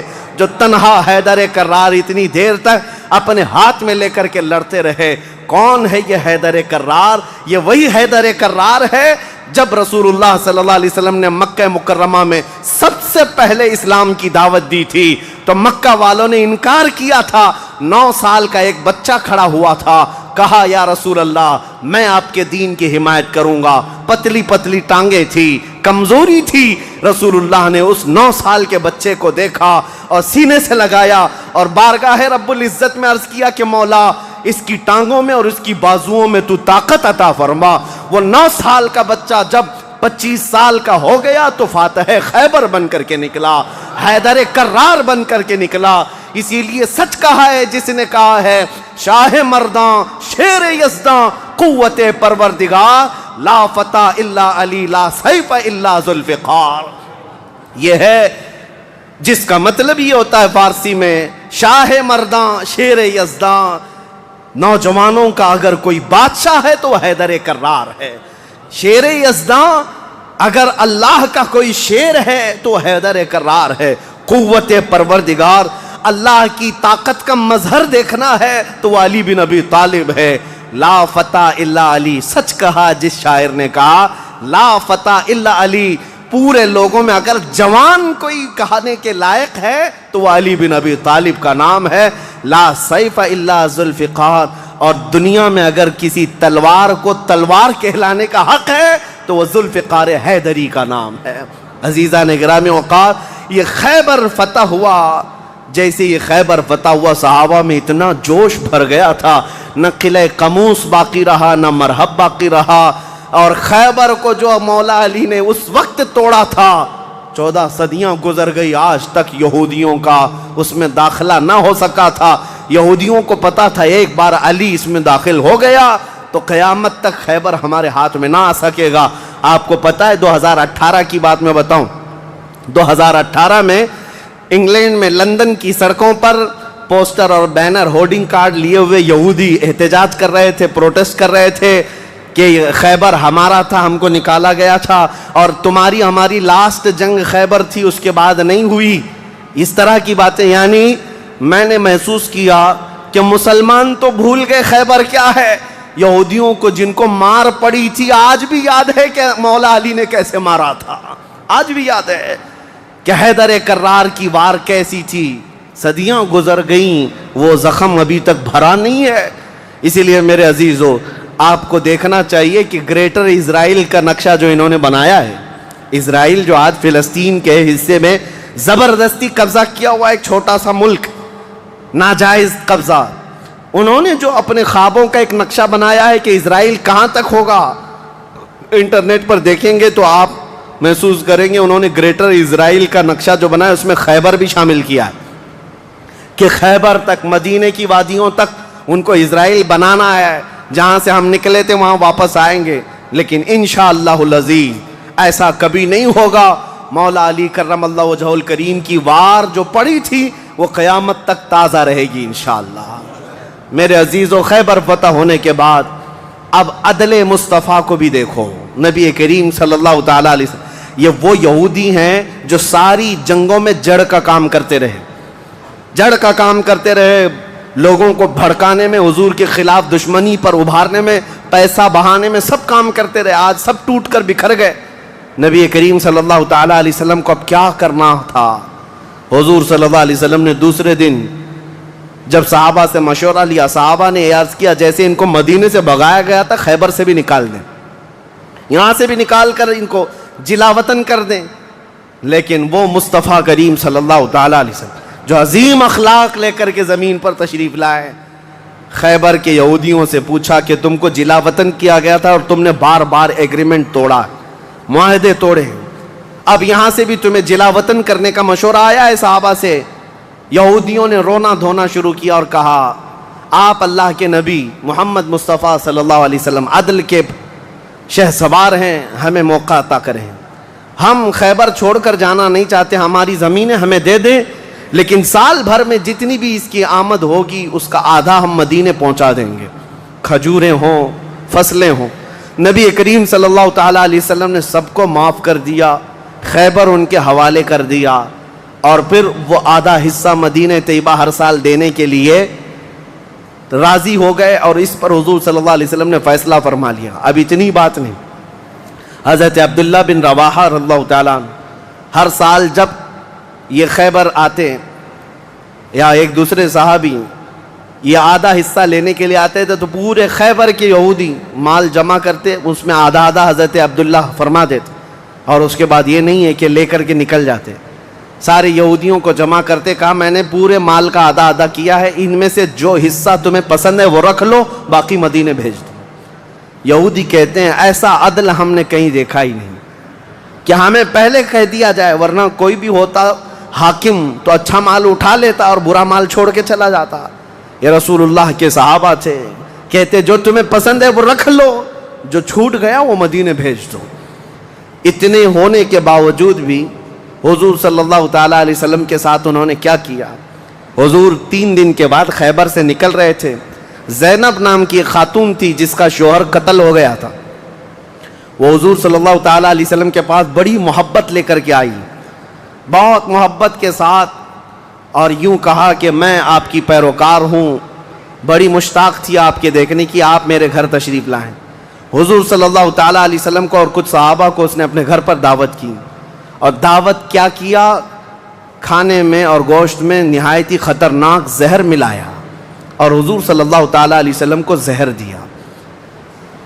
جو صحابہ موجود تھے حضور صلی اللہ علیہ وسلم کے ساتھ دعوت میں, جیسی حضور نے پہلا لقمہ اٹھایا, جو گوشت کی بوٹی تھی یا جو لقمہ تھا وہی بول پڑا رسول اللہ صلی اللہ علیہ وسلم کہ مجھ میں زہر ملا ہوا ہے.